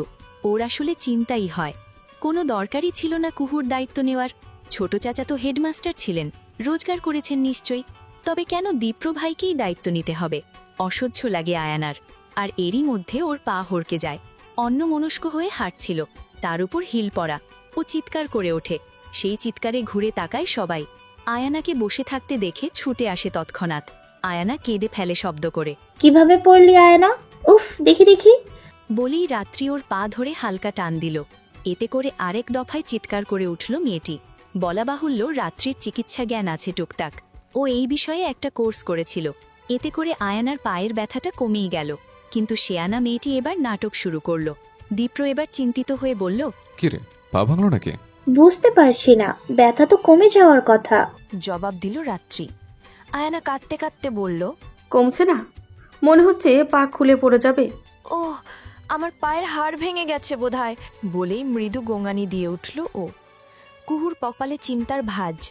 হিলের সাইজ দেখেই তো অস্থির লাগছে, তার উপর কি চিকন। কণার কেন যেন তেমন প্রতিক্রিয়া নেই। ও শুধু বোনের কানে কানে এসে বলল, যতটা ব্যথা পেয়েছে তার থেকে বেশি ঢং ধরেছে। কুহু বিরক্ত হলো, বলল, চুপ করো তো। আমাকে চুপ করিয়ে লাভ নেই। আমার সিক্স সেন্স বলছে দীপ্ত ভাইয়ের কোলে চড়ার ইচ্ছে হয়েছে, তাই এমন করছে। কুহু আসলেই বিরক্ত হলো। তার বোন একটু বেশিই তরছে, আর সব কথাই দীপ্র ভাইকে টানে। কেন রে, কি দরকার অমন অসভ্য লোককে সব কথায় টানার? ও চোখ রাঙিয়ে আয়ানার কাছে আসলো, পা নাড়িয়ে চাড়িয়ে বলল, আর ঘুরতে হবে না, চলো আমরা ফিরে যাই। সেটাই ভালো হয় রে। আয়না, হাত ধরে উঠে আয়। উঠবো কিভাবে? আমি তো পা নাড়াতেও পারছি না রাত্রিপু। বলে আয়ানা তাকালো দীপ্রর দিকে। দীপ্রর মুখের ভঙ্গিমা স্বাভাবিক। আয়ানা আশায় আছে দীপ্র ভাই তাকে কোলে নেবে, হয়তো নিতেও। ঠিক তখনই কুঞ্জ বলে উঠল, আমরা আপুকে হাত পা তুলে ধরে নিয়ে যাই, চলো। দুজন হাত ধরবো আর দুজন পা। কুঞ্জর কথা শুনে আয়ানার ইচ্ছে করল ঠাটিয়ে চর বসাতে, তবে ভাবনাটা দীঘল হওয়ার পূর্বেই কণা দিল আরেক চাল। বলল, দারুণ বুদ্ধি রে কুঞ্জ, চলো সবাই আনায়া আপুকে উঠিয়ে নেই। বলেই হাত পা ধরে ওঠানোর জন্য প্রস্তুতি নিল কণা। আয়ানা তড়িৎ গতিতে প্রতিবাদ করে বলল, একদম না, আমাকে ওঠাতে সাহায্য করলেই হবে, আমি পারবো। হুট করেই ওর চিন্তা গেল বদলে। বিষয়টা সবারই চোখে পড়ল, তবে কেউ তেমন পাত্তা না দিলেও কণা ঠিকই বোনের কানের কাছে এসে বলল, যেটা বলেছিলাম তাই হলো, ফলে তো গেল। তাই তো বলে গরিবের কথা বাসি হলেও সত্য হয়। আনায়া আপু বড় শিয়ানা, দীপ্ত ভাইকে পটাতে চাচ্ছে। তুই বুঝতে পারছিস না কেন আপু? কিন্তু কুহু জবাব দিল না, স্থির রইল। ও নিজেও বেশ কিছু জিনিস বুঝতে পারে, তবে ও আমলে নেয় না। এখনও ও নিল না, নেবেই বা কেন? দীপ্র দেওয়ান তার কে হয়? কেউ না। কেউ না মানে কেউ না। রক্তের সম্পর্কটি না থাকলে এই লোকটার মুখও দেখত না ও। আয়ানাকে নিয়ে বাড়িতে ফিরতেই মোটামুটি একটা শোরগোল হয়ে গেল। ওর মা ছুটে এসে একদম কেঁদে ফেললেন। সেই কান্না চলল প্রায় 10 মিনিট। 10 মিনিট পর কান্নার বিরতি এলো। তিনি দীপ্রর দিকে চাইলেন। এটা কিভাবে হলো দীপ্র? তুই সাথে থাকতেও কিভাবে পড়লো? কতটা অযৌক্তিক প্রশ্ন। আয়ানা তো ছোট বাচ্চা নয়, এমনও না যে তাকে কোলে রাখা হয়েছিল আর সে কোল থেকে পড়ে গিয়েছে। দীপ্র একটু গলা পরিষ্কারের মতন করে বলল, ও হিল পরে গিয়েছে মেজর চাচি, কিভাবে পড়লো সেটা তো আয়নাই ভালো বলতে পারবে। ছোট মামি আয়ানাকে অবজ্ঞা করছে নাকি? নতুবা এভাবে কেন বলল? নাকি কুঞ্জকে তখন কথা শোনানোতে দীপ্র ভাই রেগে আছেন? আয়ানা বিশাল ভাবনায় পড়ল। ওর খারাপ লাগছে খুব, এটা মেনে নেওয়া যায় না। ও ঠোঁট কামড়ে ধরল। অভ্যাস নেই গ্রামের রাস্তায় হিল পরে হাঁটার, তাই হয়তো পড়ে গিয়েছে। মেজো মামি, ওকে বরং ঘরে নিয়ে যাই, রেস্ট করুক। রাত্রির সাথে তাল মিলিয়ে ভদ্রমহিলা বললেন, তাই চল। কি একটা ঘটনা! ইস, মেয়েটার পায়ের চেক আপ করা দরকার, ওর বাবাকে কল করতে হবে। আমার আর ভালো লাগে না। বলেই তিনি আরেক দফায় কাঁদতে লাগলেন। শহরের আবহাওয়া, এসির হিমশীতল বাতাস, ঝকঝকে তকতকে ভর বাড়ি, সব কিছু তিনি ভীষণ মিস করেন। ইচ্ছে হয় এক ছুটে চলে যেতে, কিন্তু সেই কপালটি নেই। তিনি কান্না থামালেন। রাত্রির সাহায্যে আয়ানাকে ঘরে নিয়ে যাওয়া হলো। কণা মুখ টিপে হাসছিল। ওর কেন যেন মজা লাগছে, সেটা মা লক্ষ্য করলেন। মেয়ের কাছাকাছি এসে বললেন, এসব হাসাহাসির মানে কি কণা? ই কেমন বেয়াদবি! উফ মা, তুমি জানোই না, সব ঢং, বিরক্ত লাগে আমার। কণার মুখের ভঙ্গিমার বদল এলো। ভদ্রমহিলা মেয়েকে প্রশ্রয় দিলেন না, বরং কঠিন সুরে বললেন, এমন বেয়াদবি আর করবে না, যাও ঘরে যাও। বেশি বড় হয়ে গিয়েছো না, যাও ঘরে। মায়ের হঠাৎ রেগে যাওয়াটা কণাকে বিস্মিত করল। ও কিছু একটা বলতে চাচ্ছিল, তবে মা এমনভাবে তাকালেন যে আর কিছুই বলার সাহস হলো না। কণা দ্রুত পায়ে দোতলার দিকে ছুটল। কুহুও ওর পেছন পেছন যেতে নিচ্ছিল। ঠিক তখনই মায়ের ডাক পড়ল। ও থামল। মা কাছে এলেন। তার চোখ দুটোই কঠিন কিছু ভাসছে। কুহু সেই রহস্য ভেদের চেষ্টা করল, তবে ব্যর্থ হলো। কিছু বলবে মা? হ্যাঁ বলো, শুনছি আমি। তুমি এখন থেকে দীপ্র থেকে দূরে থাকবে কুহু, যে তোমার চাচাতো ভাই, তাই আমি চাইলেও পুরো দূরে রাখার কথা বলতে পারবো না, তবে দূরে দূরে থাকবে, বুঝলে তুমি? কুহু ছোট করে বলল, আমি তো দূরেই থাকি মা। সত্যিই তো, কুহু দূরেই থাকে। তবুও তিনি বলার জন্য কথাটা বললেন। একটা নিঃশ্বাস ফেললেন। এগিয়ে এসে মেয়ের গাল ছুঁয়ে বললেন, একটা ভুল হয়ে গিয়েছে, তোমাকে দীপ্রর সাথে বিয়ে দেওয়ার সিদ্ধান্তটা আমাদের অনেক ভোগান্তি দেবে, তবে এটা ধরে বসে থাকলে তো চলবে না। তুমি পড়াশোনায় মন দাও কুহু, আর কেঁদে লাভ নেই। অনেক তো কান্নাকাটি হলো, তোমার বাবা নেই আজ কতগুলো দিন হলো বলো তো। বলেই কেঁদে ফেললেন নারীটি। কুহু কি বলবে বুঝল না, শুধু তাকিয়ে রইল। একটা সময় পর অনুভব করল ওর খুব ইচ্ছে করছে মাকে জড়িয়ে ধরতে, কিন্তু দ্বিধা কাজ করছে। পরিবারের বড় মেয়ে হওয়াতেই এই দ্বিধা। ও চাইলেও মাকে জড়িয়ে ধরতে পারল না, তবে মাথাটা নত করে বলল, দীপ্র ভাই আমার দায়িত্ব না নিলে তোমার কি খুব অসুবিধা হবে মা? আমি কিছু একটা করে নিব না হয়, ওনার থেকে টাকা নিতে খুব অস্বস্তি হয় আমার। কথাটা একটু সময় নিয়ে বুঝলেন নারীটি, তারপর বললেন, দীপ্র তোমাকে টাকা দিয়েছে? হ্যাঁ। বলনি তো? বলবো বলবো করেও বলা হয়নি, আমি রেখে দিয়েছি, কিছু করিনি। মেয়ের কথা শুনলেন নারীটি, তারপর ছোট করে নিঃশ্বাস ফেললেন, বললেন, তোমার দাদির সাথে কথা বলবো আমিও চাচ্ছি না দীপ্র তোমার দায়িত্ব নেই। সে তোমার চাচাতো ভাই, স্বামী তো নয়।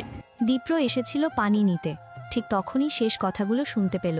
কুহুর নজর ছিল নত করা। ও চাইতেই মানুষটার চোখের সাথে চোখের মিলন ঘটল। কেন যেন কেঁপে উঠল মেয়েটির শরীর, অথচ দীপ্রর দৃষ্টিতে কোনো উত্তাপই নেই, বরং ভীষণ স্থির। কুহু বসেছিল, ঠিক তখনই রাত্রির আগমন। মুখটা কেমন থমথমে, ওকে দেখেই ঠিক হয়ে বসল কুহু। কিছু কি হয়েছে রাত্রিপু? হয়নি, তবে হবে রে। ও মা, কি হবে?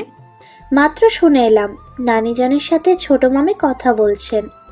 মা কি কথা বলছে? দীপ্র ভাইয়ের বিষয়ে। ও বলে মৌন হয়ে গেল কুহু। দীপ্র ভাই কেন এমন করলো কে জানে। থাক না রাত্রিপু, ওনার ইচ্ছে হয়েছে তাই আমাকে নিয়ে খেললো।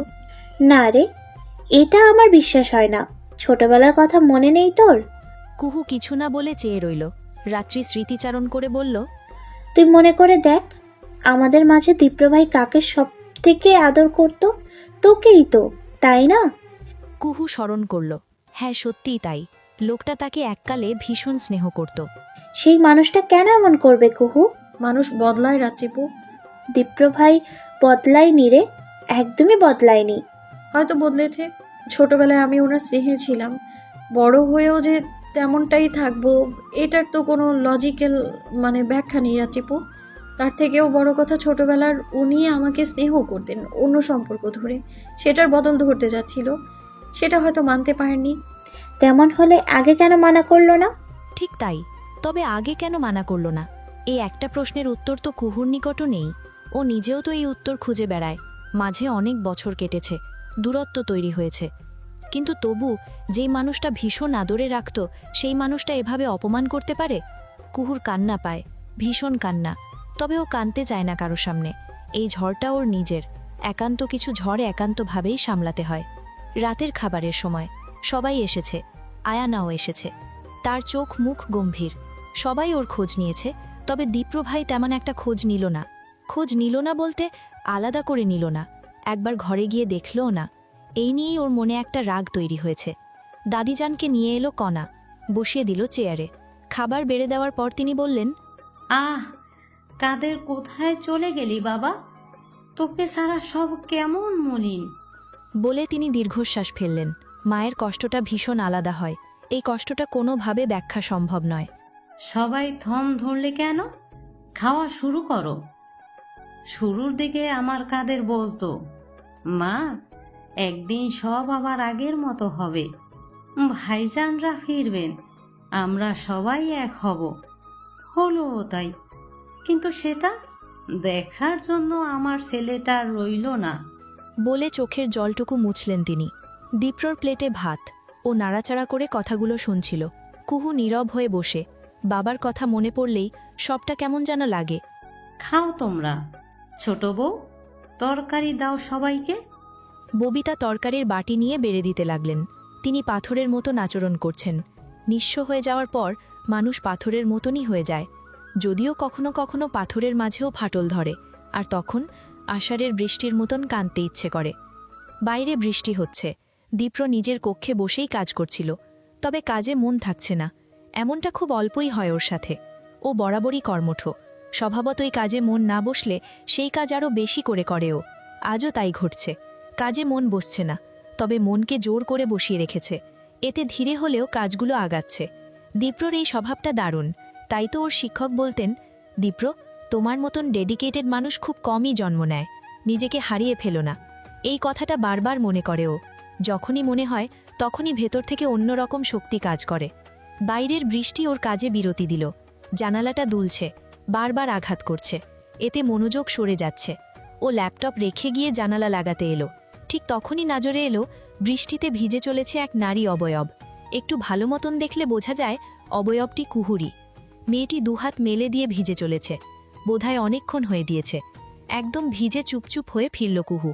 দীপ্রর ঘরখানা পেরিয়ে যাওয়ার পথেই কণ্ঠটা শোনা গেল। মাঝরাতে বাইরে গিয়ে ভিজছিলে কেন কুহু? কেঁপে উঠল মেয়েটি। এমনিতেই বেশ অনেকটা সময় ভিজেছে। শুধু ভিজেইনি, কেঁদেছেও। তাই চোখ দুটো লাল হয়ে গিয়েছে। করিডোরে টিমটিম করে আলো জ্বলছে। হলদেটে তার রং, অনেকটা সন্ধে রাতের মতন। কি হলো, জবাব কোথায়? কুহুর জবাব দিতে মন চায় না, তবে ও দেখাতে চায় না নিজের রাগটুকুও। তাই ছোট করে বলে, রেলিংয়ের এমনি। তাই বলে মাঝরাতে? ছাদে তালা দেয়া, পিছিল হয়ে আছে, রেলিংয়ের কাজ চলছে। রেলিংয়ের কাজ শুরু হয়ে গিয়েছে, অথচ দীপ্রর জানা নেই বিষয়টি। অবশ্য বাড়িতে খুব কম থাকা হচ্ছে তার। কয়েক সেকেন্ড পর মেয়েটি পা বাড়াতেই দীপ্রর রাশ ভারী গলা। যেতে বলেছে? কুহু মনে মনে আওড়াল। আপনি বলার কে? তবে মুখে তেমন কিছুই বলল না, দাঁড়িয়ে রইল। চাচি কি বলেছে? সহজ কথায় কুহু বলল, আপনার সাথে দূরত্ব বজায় রাখতে। তুই কি সিদ্ধান্ত নিলি? আমার সিদ্ধান্তের মূল্য নেই। কে বলেছে নেই? কেউ বলেনি, আমার মনে হয়েছে। দীপ্র মৌন রইল কয়েক সেকেন্ড, তারপর বলল, তার মনে দূরত্ব রাখছিস? কুহুর বলতে ইচ্ছে হয়, দূরত্ব তার সাথেই রাখা যায় যার সাথে ঘনিষ্ঠতা থাকে। আপনার সাথে তো আমার ঘনিষ্ঠতা ছিলই না দীপ্র ভাই। কিন্তু সে মুখ ফুটে কিছু বলে না, চুপ থাকে। চুপ কেন? আবারও শোধায় দীপ্র। কুহুর শরীর কাঁপছে, ভীষণ ঠান্ডা লাগছে। আমার কোনো সিদ্ধান্ত নেই, কোনো কিছু বলারও নেই, যা হয়েছে তা একটা অতীত। শিও ঠোঁট কামড়ে ধরে দীপ্র, মিনমিনে সুরে বলে, অতীত আমাদের পিছু ছাড়ে না কুহু, কখনোই ছাড়ে না। মানুষটার কথায় খুব সূক্ষ্ম রহস্য পাওয়া যায়। তবে কুহু সেসব পাত্তা দেয় না। ও কাঁপতে কাঁপতে বলে, রাত অনেক বেশি, আমি এখানে দাঁড়িয়ে কথা বলতে পারছি না, মাফ করবেন আমায়। তারপর আর এক সেকেন্ডও সময় নেয়নি ও। বড় বড় পায়ে নিজের কক্ষের দিকে এগিয়ে গিয়েছে। দীপ্র আর আটকায়নি। আটকাবেই বা কেমন করে? অধিকার তার নেই, একদমই নেই। জামা কাপড় বদলে নিল কুহু। চুলগুলো মুছতে মুছতে আয়নার সামনে এসে দাঁড়ালো। ভীষণ খারাপ লাগা কাজ করছিল। কাঁদতে ইচ্ছে হচ্ছিল। আর বৃষ্টিরও প্রয়োজন ছিল। বৃষ্টিতে ভিজে কাঁদলে সেই চোখের জল কেউ দেখে না, তখন ইচ্ছে মতন কাঁদা যায়। সৃষ্টিকর্তা সেই সুযোগটি দিতেই কুহু লুফে নিয়েছিল। তবে দীপ্রর সাথে দেখা হওয়াটা ওর মনকে প্রভাবিত করল। কঠিন ব্যক্তিত্ব দেখানো দীপ্র আজ তার সিদ্ধান্তের কথা জানতে চেয়েছে। এসবের মাঝে লুকায়ে তো কিছু কি আছে? হয়তো আছে। অপমান লুকিয়েই আছে। কুহুর তো তাই মনে হয়। মানুষটা তাকে স্মরণ করালো তার সিদ্ধান্তের মূল্য নেই। মূল্য যদি থাকতই তবে বিয়ে বিষয়টি ঘটতই না। আয়নার শরীর কাঁপছে। থমথমে মুখে মায়ের ঘরে এসে পৌঁছালো। মা বিরক্ত হয়ে বললেন, এই মাঝরাতে এভাবে কেউ দরজা ধাক্কায় আয় না? এমন ম্যানারলেস কবে থেকে হলে তুমি? তুমি জানো কি হয়েছে? কি হয়েছে যার জন্য এভাবে ঘুম নষ্ট করলে? তুমি ঘুমিয়েই থাকো মা।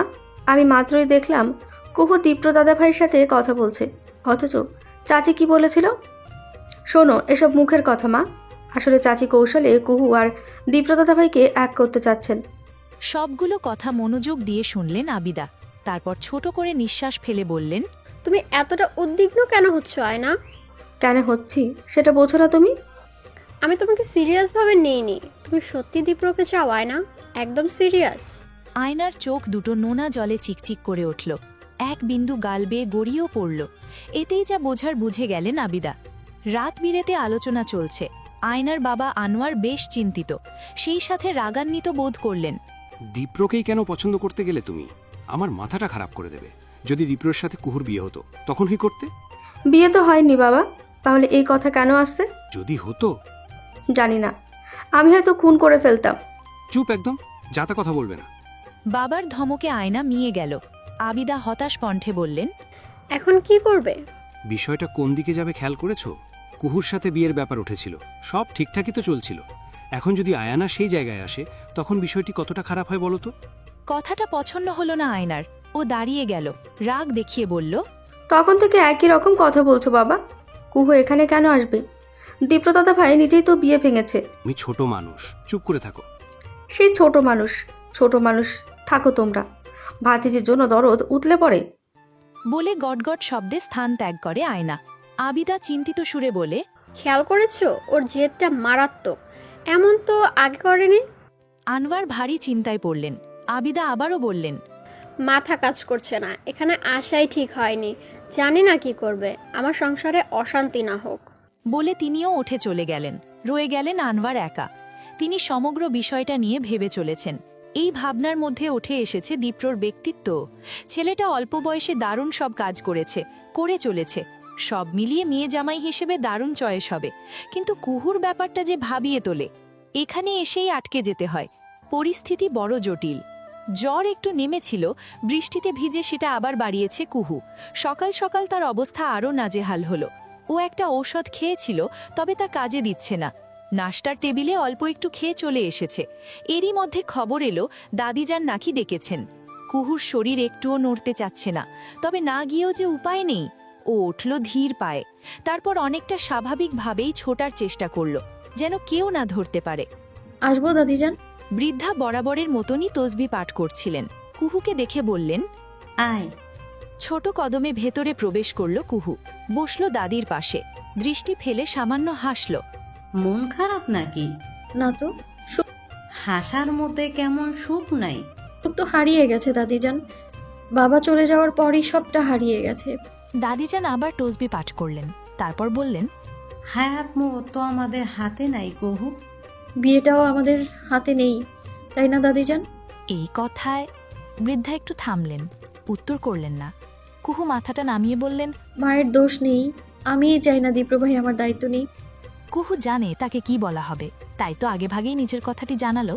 বৃদ্ধা একটু সময় নিয়ে বললেন, পরিস্থিতি কিন্তু ভালো না কুহু। তোর মায়ের হাতে কিচ্ছু নাই।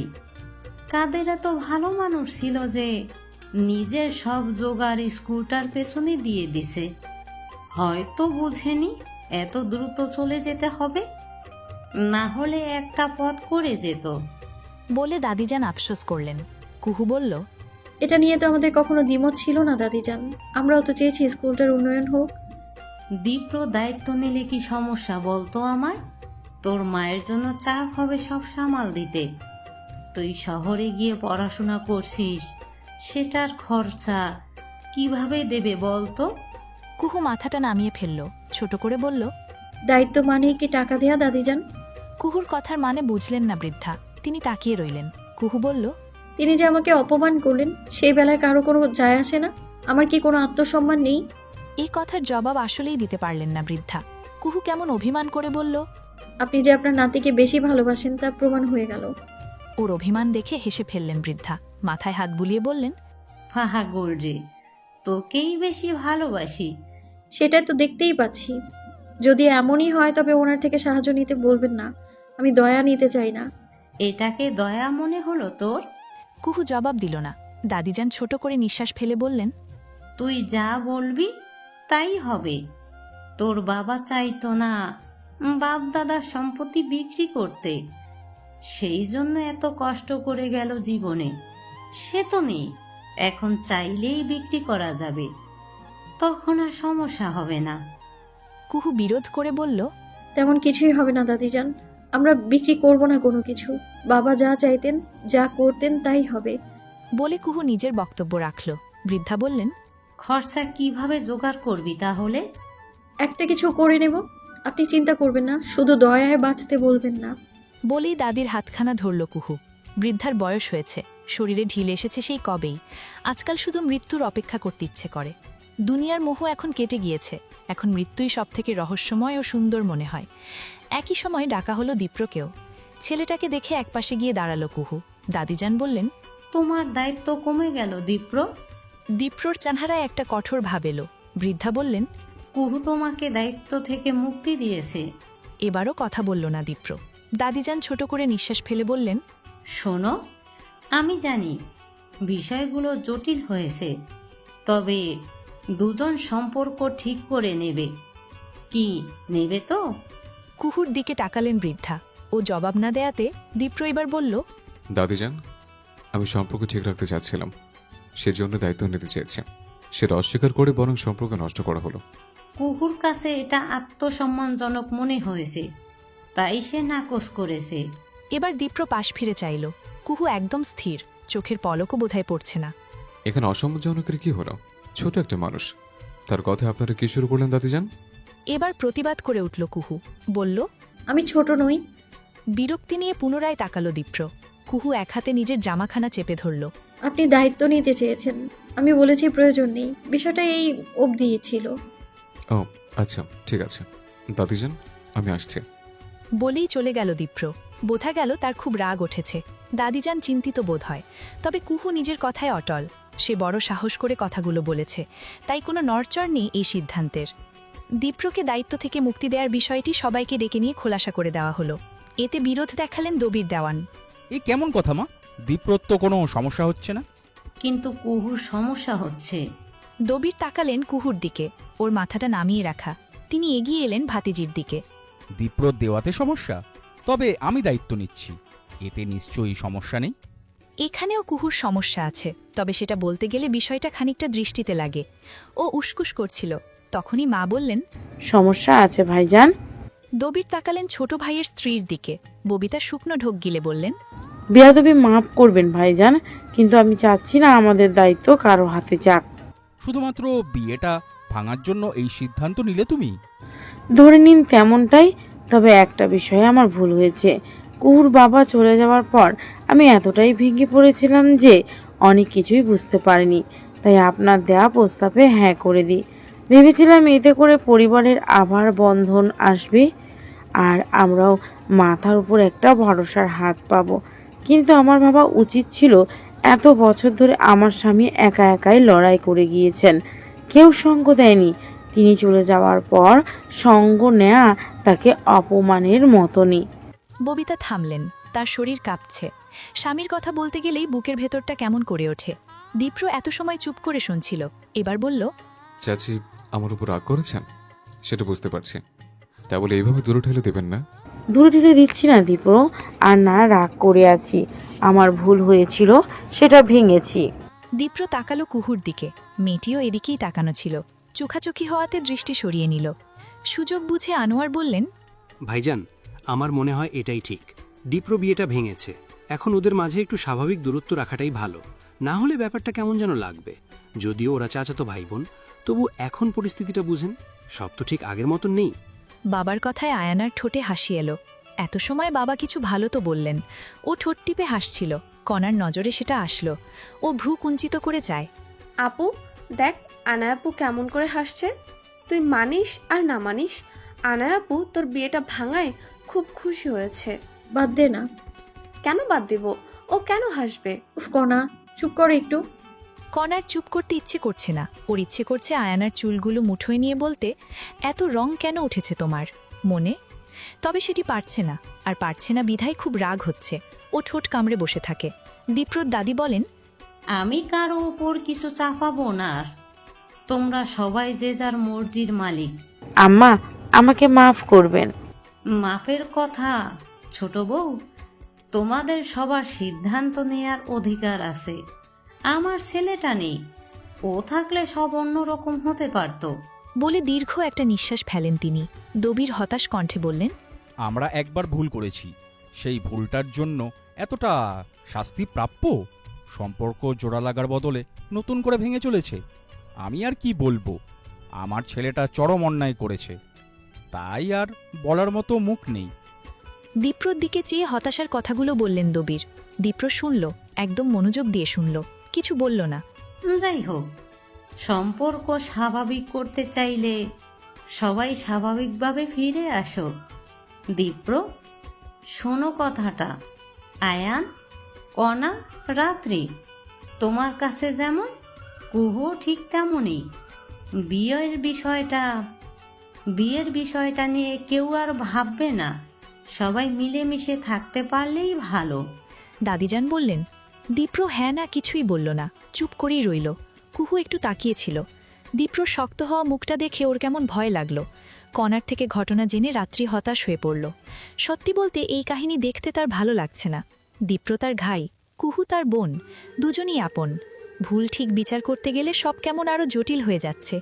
কণা অভিমানের মতন করে বলল, রাত্রিপু, তুমি একটু আপুকে বোঝাও তো। এই তুই চুপ করবি? কেন চুপ করব? তুই তো বোকা কেন আপু? কেন রে? কুহু আবার কি করলো? করেনি, তবে বোকা খুব। আজকে যখন এই কথাগুলো হচ্ছিল তখন আনায়া আপু খুব করে হাসছিল। হাসছিল কেন? কে জানে, তবে মনে হচ্ছিল এমনটাই চাই সে। আমার ধারণা আনায়াপুর নজর দীপ্ত ভাইয়ের ওপর। এটা আমি মানতেই পারবো না, ভাল লাগে না। বলে ঘর ছেড়ে চলে গেল কণা। কুহু ছোট করে নিঃশ্বাস ফেলে বলল, ওর কথা ছাড়ো তো আপু, ও পাগল। পাগল না? আমারও আয়নাকে সন্দেহ হয়। কুহু কিছু বলে না। রাত্রি বলে, কুহু বোন আমার, পরিস্থিতি জটিল। আমি এখানে কি করতে পারি আপু? আমি যাই করি তাতেই খারাপ হচ্ছে। আসলে বাবা চলে যাওয়ার পর সবকিছু শেষ হয়ে গেছে রাত্রিপু। রাত্রি কি বলবে বুঝতে পারে না, চেয়ে থাকে হতাশ হয়ে। এরই মধ্যে দরজায় নক পড়ে।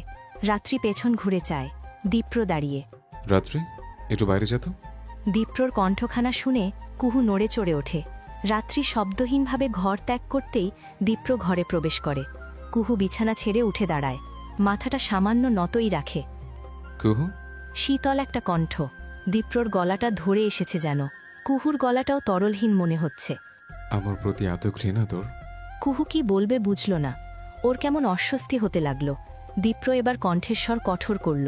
সবার কাছে আমাকে ছোট করে ফেললে, অথচ চাইলেই সবটা ঠিক হতে পারত না? কুহুর ভেতর থেকে কথা আসে না। ও মাথা নত রেখেই বলে, আমি কি করতে পারি এখানে? তুই কিছুই করতে পারিস না, আবার অনেক কিছু করতে পারতি। আমি আমি আসলে বুঝতে পারছি না, সবাই কেন আমাকেই বলে। দীপ্র একটু তাচ্ছিল্যের মতন হাসে। এই হাসিটা কুহুকে অসহ্য বেদনা দিয়ে যায়। ও ঠোঁট কামড়ে সেটা সয়ে নেয়। ছোটবেলায় তুই আমার খুব আদরের ছিলেন, এটা সবাই জানত। অন্যদের থেকে তোকে বেশি স্নেহ করি, অথচ সময় আজ কোথায় তার করালো। তবে একটা কথা বলি, যা হচ্ছে ভালো হচ্ছে না। এর দায় শুধু আমার একা না কুহু, আমার একার না। বলেই ভর থেকে চলে যায় দীপ্র। কুহু তাকায় সে পথে। ওর শরীর কাঁপে। মৃদু একটা ভয় শরীরকে শীতল করে দেয়। চোখ দুটোই নোনা জল এসে আটকায়। সব দায় কার? হ্যাঁ, সব দায় তার, শুধুই তার। কুহু কেমন যেন চুপ হয়ে গিয়েছে। দুটো দিন মেয়েটি ঘর থেকে বের হয়নি খুব বেশি প্রয়োজন ছাড়া। একটা ভয় দু চোখের পাতায় সব সময় লেপ্টে থাকে। মা হিসেবে ববিতা সেটা লক্ষ্য করতে পারেন। তবু একটু সময় নিয়েছিলেন। এবার মনে হলো কথা বলা প্রয়োজন। মেয়েকে কক্ষিন ডেকে তিনি নিজেই গেলেন। কুহু উদাস ভরা দৃষ্টি দিয়ে জানালার বাইরেটা দেখে চলেছে। মায়ের আগমন ধরতে পারেনি তখনও। কুহু, কি করছিস রে? সহজ করার জন্য এভাবে কথা শুরু করলেন তিনি। কুহু একটু ধীরভাবেই নজর ফিরিয়ে মায়ের পানে চাইল। কি করছিস? এমন উদাস কেন লাগছে? উদাস লাগছে? দুদিন ধরে কেমন চুপচাপ, কি হয়েছে তোর? কুহু একটু সময় নেয়, তারপর বলে, খারাপ লাগছে মা। কেন, শরীর অসুস্থ নাকি? বলে মেয়ের গালখানা স্পর্শ করেন তিনি। কুহু উদাস কণ্ঠটায় শক্তি ফিরিয়ে এনে বলে, না মা, ঠিক আছি। তাহলে আমরা কি আবারও ভুল করলাম? বিশেষ করে আমি। যদি চাচারা আবার চলে যান সব ভেঙে, দাদিজান কষ্ট পাবেন। বলে কুহু থামল। ববিতাও কেমন মৌন রইলেন। কুহু মায়ের হাতখানা ছুতে গিয়েও ফিরে এলো। আমার জন্য এমনটা হলো মা, আমি সব নষ্ট করে ফেললাম। কুহু, কি সব কথা? আমি কি করব এখন? আমার ভালো লাগছে না, ভয় হচ্ছে আমার। ভয় কেন পাচ্ছিস? পাগল নাকি? বলে মেয়ের মাথায় হাত রাখলেন তিনি। কুহুর কেমন কান্না পেল। দেখ, শুরুটা দীপ্র করেছে। দোষ যদি হয়েই থাকে তবে দীপ্র সেটা। কুহু কিছু বলল না, চুপ রইল। মা বললেন, তুই নিজেকে দোষ দিবি না। আর চলে যাওয়ার হলে আগেই যেত। তার থেকেও বড় কথা হলো, তোর চাচারা উদ্দেশ্যের জন্যই এসেছে। আমি সেটা ধরতে পারিনি। কেমন উদ্দেশ্য মা? ববিতা হতাশ হয়ে বললেন, গ্রাম ছাড়ার আগে তোর দাদার সমস্ত সম্পত্তি ভাগ করে দেওয়া হয়েছিল। তারা নিজেদের অংশ বিক্রি করে চলে যায় নিজেদের স্বার্থ দেখে। অন্যদিকে তোর বাবা নিজের অংশ দিয়ে সবটা আগলে রাখে। এখন তোর দাদিজানের সম্পত্তির প্রতি সবার চোখ। ওনার নামের অংশগুলো ভালো দামে বিক্রি করতে পারবে। এসেছে সেই জন্যই। আমি বোকা, আবেগে তোর সাথে দীপ্রর বিয়েটা দিতে চেয়েছিলাম। বলে হতাশার নিঃশ্বাস ফেললেন তিনি। কুহু বলল, চাচারা আবার চলে যাবেন? যাবেন অবশ্যই। গ্রামে থাকার জন্য তারা এসেছে তোর মনে হয়? তোর দাদিজানের নিঃশ্বাস থাকা অবধি থাকবেন তারা। মিলিয়ে নিস। কুহু কথা বলতে পারল না। বিষয়গুলো এতদিন তার মাথায় আসেনি, মায়েরও আসেনি।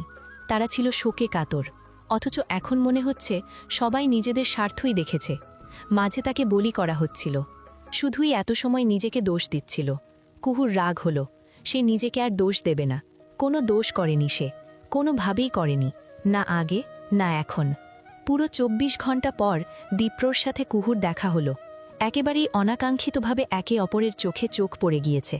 দীপ্র গতকাল গিয়েছে শহরে, আজ ফিরল, তবে বৃষ্টি হওয়াতে ভিজে গিয়েছে একদম। কুহু একটু থ ধরে গিয়েছে। দীপ্র পাশ কাটিয়ে যাওয়ার আগে বলল, এভাবে রাস্তায় দাঁড়িয়েছিস কেন? তোর জন্য তো মানুষজন চলতেও পারবে না। থমকানো কুহু সরল একটু। দীপ্রর কথার জবাবে বলল, একই কথা তো আমিও বলতে পারি। আপনিও মাঝে এসে দাঁড়িয়ে গিয়েছেন। কয়েক পা এগিয়ে গিয়েছে দীপ্র, এবার থামল, চাইল পেছন ফিরে। আমি দাঁড়িয়েছি? জি। তোর দাঁড়িয়ে পরে দেখিয়ে দাঁড়িয়েছে। আমি তো দাঁড়াতে বলিনি। ভ্রু কুঞ্চিত করল দীপ্র, তার বোধহয় বিরক্ত লাগছে।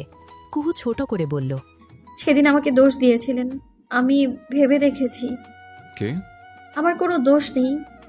নেই মানে নেই। বলেই নিঃশ্বাস ফেলে কুহু। এই কথাগুলো বলতে তার বেশ কষ্টই হয়েছে। লোকটার সামনে খুব বেশি কথা আসে না, কেমন একটা নিঃশ্বাস বন্ধ হবার মতন অনুভূতি হয়। অথচ ছোটবেলায় তাদের ভীষণ ভাব ছিল। কুহু চলে যেতেই দীপ্র তাচ্ছিল্যর মতন হাসল। কুহু খুব সুন্দরভাবে নিজের দায়টুকু অস্বীকার করে গেল। দীপ্র আওড়ালো, কুহু, দোষ নেই তো, দোষ নেই, সব দোষ শুধুই তীব্রর। মেনে নিলাম আমি, তবু ভালো থাক সবাই। আয়ানার বিষয়গুলো দীপ্র ধরতে পারছিল। ওর চলন বলন চাহনি অনেক কিছুই প্রমাণ করে। দীপ্র গোসল শেষ করে এসে দেখল আয়ানা ওর কক্ষে এসে বসেছে। বিষয়টা দীপ্রর পছন্দ হল না। এর কারণ আয়ানা অনুমতি না নিয়ে এসেছে। অবশ্য এটা বড় সমস্যা না, সমস্যা হলো মেয়েটির উদ্দেশ্য, যা দীপ্রর ভালো লাগে না। ও একটু কঠোর হয়েই বলল, হুট করে এখানে কি আয়না? আয়ানা এক নজর চেয়েছিল। দীপ্রর চুল ভেজা, সুঠাম দেহে পানির বিন্দু ছিল, টি শার্টে হালকা ছোঁয়া লেগে আছে। মারাত্মক আকর্ষণীয় লাগছে মানুষটাকে। আয়ানার তখনও ধ্যান নেই। দীপ্র একটু বিরক্তই হলো। আয়না? এবার নড়ে চড়ে উঠল মেয়েটি, খানিকটা তুতলে গিয়ে বলল, দাদা ভাই, আমি এসেছি এমনি। এমনি? সরি বলতে। তুমি কি রাগ করে আছো? আমি আসলে কুঞ্জর ভালোর জন্যই সেদিন কথাগুলো বলেছিলাম। ওর শরীর দিনকে দিন ফুলে যাচ্ছে, তাই বলেছি। টানা কথাগুলো বলে মন মরা হয়ে গেল আয়ানা। দীপ্র ছোট করে বলল, ঠিক আছে, আমি রাগ করিনি। রাগ করলে আমি সরি, প্লিজ মাফ করে দাও, একদম সরি। বলে কিছুটা এগিয়ে এলো আয়ানা। দীপ্রর সামনে কান ধরে দাঁড়ালো। ওর মুখের ভঙ্গিতে কিছুটা মায়া হলো দীপ্রর। হাজার হোক ছোট বোন তো, স্নেহটা আসে হৃদয় থেকেই। ও একটু অধর প্রসারিত করে আয়নার মাথায় হাত ছোঁয়ালো। ঠিক সে সময় দরজার কাছে এসে দাঁড়ালো কণা। সে এসেছে দীপ্র ভাইকে ডাকতে। দুপুরের খাবার খাওয়া হবে, তার জন্য বসে আছে সকলে। কিন্তু এই দৃশ্যটি দেখে ওর আর ডাকা হলো না। ও বরং এক ছোটে এসে পড়ল কুহুর ঘরে। এসে হাঁপাতে লাগলো। কুহু তখন আয়নার সামনে দাঁড়িয়ে নিজেকে দেখছিল। সময় খারাপ যাচ্ছে তার, চেহারাটা কেমন হয়ে গিয়েছে। ভার্সিটি যাওয়া হয় না কতদিন, সবটা এলোমেলো হয়ে গেল। কণার হাঁপানোর দৃশ্যটা আরশিতে দেখল কুহু, ভ্রু কুঞ্চিত করল, শুধালো, কি হয়েছে? এভাবে ছুটে এলি কেন? সব ঠিক আছে? সবটা শোনার পর কুহু আসলে বলার মতন কিছু পেল না। এখানে সে কি বলবে, কী বা বলার আছে তার? ও এমনভাবে চেয়ে রইল যে কণা বিরক্ত হয়ে পড়ল। তুই সবসময় এমন করিস আপু, এত উদাস কেন দীপ্ত ভাইয়ের বিষয়ে? আনায়া আপু ঠিকই মাছ থেকে দীপ্ত ভাইকে নিয়ে পালাবে। বাচ্চাদের মতো কথা বলছিস কণা, ওনার বিষয়ে আমার কোনো মন্তব্য থাকার কথা না। 100 বার থাকার কথা, তোদের বিয়ে হওয়ার কথা ছিল। কথা ছিল, হয়নি তো। আর না আমি রাজি ছিলাম, আর শেষ সময় উনিও রাজি ছিলেন না। সবটা কাটাকাটি। এখন তুই যা তো, আমার মাথা ধরে গেল। বলে বিছানায় শরীর এলিয়ে দিল কুহু। কেমন যেন লাগছে তার, সময় যেন চলছেই না। সব এমন থমকে আছে কেন? কুহুর ঘুম ভাঙল সেই সন্ধ্যায়, তাও একটা ফোন কলে। ও ঘুমু ঘুমু ভাবেই কলটি রিসিভ করল। ওপাশ থেকে চেঁচিয়ে বলা হলো, তুই কি এই দেশে আছিস নাকি অন্য কোথাও চলে টলে গিয়েছিস? কোনো খোঁজই নেই। মানুষটার কণ্ঠ কুহুর পরিচিত, ওর বান্ধবী লাবিবা। মেয়েটির সাথে বরাবরে তার সুসম্পর্ক। বেঁচে আছিস তুই? আছি। মনে তো হচ্ছে কথাই বলতে চাচ্ছিস না। তোর কি হলো? কবে আসবি ভার্সিটি? বিয়ের ঘটনার পর কুহুর আর যাওয়া হয়নি কোথাও। ওর ভেতর কেমন একটা উদাসীনতা কাজ করে। এই কুহু, কি হয়েছে? সোশ্যাল মিডিয়ায় নেই কেন? ভালো লাগে না তাই ডিঅ্যাক্টিভ। ওপাশ থেকে লাবিবা দীর্ঘ একটা নিঃশ্বাস ফেলল। কুহু বলল, দ্রুতই যাব। সাইর বারবার তোর কথা জানতে চাচ্ছে। ও খুব চিন্তিত। ও কথা বলিস পারলে, বারবার তোর কথা জানতে চাই। তোকে বলেছিলাম বিষয়টা ও যেন না জানে। তুই যে কি করলি লাবিবা। আমি কি করতাম দোস্ত? আমার একার পক্ষে কিছু সম্ভব হতো? কুহু ছোট করে নিঃশ্বাস ফেলল, বলল, যাক, যা হয়েছে ভালোই হয়েছে। ব্যাপারটা অত দূর গড়াতে হয়নি। আমি দ্রুতই ফিরবো। এদিকটা একটু ঠিক হোক। ঠিক আছে দোস্ত, তুই দ্রুত আয়। একা একা ভালো লাগে না আমার। রাখছি এখন। বলে কল কাটল লাবিবা। কুহু শোয়া থেকে উঠে বসল। বুকের ভেতর ছোট একটা ভয় কাজ করে সারাক্ষণ। ইচ্ছে হয় সব ছেড়ে ছুড়ে কোথাও একটা পালিয়ে যেতে, কিন্তু সেই উপায়টি কি আছে? কণার মন খারাপ, সে বসে আছে একা একা। রাত্রি বাসায় নেই, তাই আলোচনাও করতে পারছে না। ওর খুব করে কুহুপুর নামে নালিশ করতে ইচ্ছে হয়। কুহুপুর উচিত দীপ্র ভাইকে নিজের দিকে টানা, কিন্তু সে সেটা করছে না। কণার ছোট মন এমনই সব ভাবনায় মুগ্ন। ও শুধু চায় দীপ্র ভাই যেন কুহুপুরি হয়। তাই তো আয়নাকে ওর সহ্য হয় না। আয়না এসেছিল টিভি দেখবে বলে। সেটা বুঝতে পেরে কণা চট করে রিমোট নিয়ে বসল। টিভি অন করতেই আয়না বলল, রিমোটটা দে তো কণা। কেন? আমি তো দেখেছি আনায়া আপু। এত সময় তো দেখছিলি না, দে আমাকে। আমি এখন দেখব, তুমি পরে দেখো। বলে গুমোট ধরে বসে রইল কণা। নির্দিষ্ট চ্যানেলে কার্টুন ছেড়ে বসতেই ওর পাশে এসে বসল কুঞ্জু। ছেলেটা একদম গদগদ হয়ে বলল, কনাপু বেস্ট, এটা আমার সব থেকে ফেভারিট চকলেট। কুঞ্জুর সাপোর্ট পেয়ে কণার ভেতরে অদ্ভুত একটা শান্তি এলো। আয়না দাঁত দিয়ে ঠুট কামড়ে চেয়েছিল। ও স্পষ্ট দেখেছে কণা এত সময় টিভি দেখছিল না। ও আসতেই রিমোটখানা নিজের কোলে নিয়ে বসে যায়। ও একটু মেজাজি, তাই মেজাজ রাখতে ব্যর্থ হলো। কণার সামনে এসে দাঁড়ালো। কি? সামনে এসে দাঁড়ালে কেন? আমি তো দেখতে পারছি না। রিমোট দে কণা, আমি আধা ঘন্টা দেখব, তারপর দেখিস। আমি তো দেখা শুরু করেছি আনায়া আপু। তুমি এভাবে সামনে এসে ঝামেলা কেন করছো? তুই এত সময় দেখছিলি না, আমি আশায় রিমোট নিয়ে বসে গেলি। আজব তো। রিমোট দে, ইচ্ছে করে এমন করেছিস তুই। দেব না, করলে বেশ করেছি। তোমার আগে রিপোর্ট ধরেছি। পরপর তর্কে আয়না মেজাজ হারালো। ও কণার হাত থেকে রিমোট কেড়ে নিতে চাইল। কুঞ্জু হাবুলের মতন চেয়ে রইল। এদিকে দুজনের মাঝে রিমোট নিয়ে কাড়াকাড়ি চলছে, সেই সাথে আছে বাঘ যুদ্ধ। সব মিলিয়ে পুরো বাড়িতে হইচই পড়ে গেল। সবার আগে ছুটে এলেন জেবা। তিনি কাছাকাছিই ছিলেন। এই কি করছিস তোরা? দুজনে এভাবে ঝগড়া কেন করছিস? আমি আগে রিপোর্ট ধরেছি বড় মা। এত সময় টিভি দেখেনি, আমি আশায় ইচ্ছে করে রিমোট নিয়ে বসে গিয়েছে। শয়তানি শুরু করেছে। করলে বেশ করেছি। তোমার মতন তো হাত থেকে কেড়ে নিচ্ছি না। ভালোই ভালো দিয়ে দে কণা, তুই খুব বেশি বেশি করিস। তুমি কি দুধে ধোয়া তুলসী পাতা নাকি? বলেই রিমোটে জোরে টান দেয় কণা। আয়ানা ব্যালেন্স হারিয়ে পড়ে যায় মেঝেতে। ঠিক তখনই হাজির হন আবিদা। তিনি ছুটে আসেন। এ কি কাণ্ড কণা, তুই আয়নাকে ফেলে দিলি? বলে মেয়েকে ধরে ওঠান তিনি। আয়ানা ব্যথা পেয়েছে, ও কেঁদে ফেলে। কণা বলে, আনায়া আপু রিপোর্ট ধরে টানটানি শুরু করেছে। আমার এখানে দোষ কোথায়? আবিদা এবার কিছুটা ক্ষেপে যান। তিনি ধুমকে বলেন, আর বড় বোনের সাথে কেউ এমন করে? শুরুর দিন থেকেই দেখছি বড় বেয়াদব হয়েছিস তুই। কোনো দিকেই ঠিক নেই, শিক্ষা দীক্ষা একদমই পাসনি। দিনকে দিন বেয়াদবি বেড়েই চলেছে। আবিদা এমনভাবে বললেন যে কণার চোখ দুটো লাল হয়ে গেল। ও ঠোঁট কামড়ে চেয়েও পারল না নিজেকে আটকাতে। ওর চোখ থেকে অশ্রু নেমে এলো। জেবা এবার বললেন, আবিদা, দোষ দুজনেরই। বাচ্চাদের মতো আচরণ। টিভির রিমোট নিয়ে এসব করার মানে হয়? আপা, কণা সবসময় এমন করে। আয়না এর আগেও বলেছে আমায়, আমিই কিছু মনে রাখিনি। ও একেবারেই দেখতে পারে না। কণার গাল বেয়ে টপটাপ করে জল নেমে যাচ্ছে। ও আর দাঁড়াতে পারে না।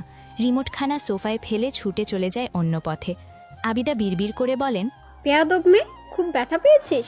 তোর বাবাকে কল করি, ওষুধ নিয়ে আসুক। যা তা একদম। আয়না কিছুটা মেজাজ নিয়ে বলে, লাগবে না ঔষধ, ওদের আরো মাথায় তোলো তোমরা।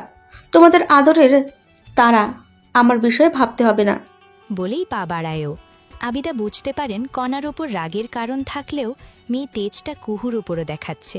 কুঞ্জর থেকে সবটা শুনে কুহু এলো কণার কাছে, কিন্তু কণা দরজা বন্ধ করে বসে আছে। মা বাসায় নেই। কুহু কি করবে বুঝতে পারছে না। কণা ভেতর থেকে কাঁদতে কাঁদতে বলে, তোরা সবাই যা আপু, যা তোরা, আমিই খারাপ, আমার বাবা নেই তাই আমিই খারাপ। কুঞ্জ চেয়ে আছে, ওর খারাপ লাগছে। কি থেকে কি হয়ে গেল? কিছু সময় পর জেবাকেও আসতে দেখা গেল। দরজা দিয়ে বসেছে। ছোট করে জবাব দিল কুহু, তারপর সামনে থেকে সরে গেল। জেবা দরজায় ঠক ঠক করলেন। কণা, দরজাটা খোল মা, রাগ করেছিস? আরে নিজেদের মানুষের কথায় রাগ করে কেউ? বোকা, দরজা খোল। একা থাকবো, তোমরা সবাই যাও। বলে কাঁদতে লাগলো কণা। হ্যাঁ, তার রাগ আছে, কিছুটা দোষ আছে, তবে সেরকম দোষ তো আয়ানাপুরেও আছে। চাচি তাকে ওভাবে না বললেও পারত। কণার ছোট হৃদয় ভেঙে চুরমার হয়ে গিয়েছে। ওর এখন মনে হচ্ছে বাবা থাকলে ঘটনা ভিন্ন হতো। বাবা থাকলে চাচি ওভাবে কথা শোনাতে পারত না। ইনফ্যাক্ট বাবা থাকলে এই মানুষগুলো এখানে এসে উঠত না। সব তখন সুন্দর হতো, আগের মতন। কিন্তু এখন সবটা শেষ। তাদের সাথে আর কিছুই ভালো হবে না। বাবা না থাকলে এমনই হয়, যে যার মতন বকা দিতে পারে। কুহু অনেকবার বলেও লাভ করতে পারল না। ও আসলে কি বলবে? চাচির সাথে গিয়ে তর্ক করবে? সেটা তো তার দ্বারা সম্ভব না। ওর হাত পা বাঁধা।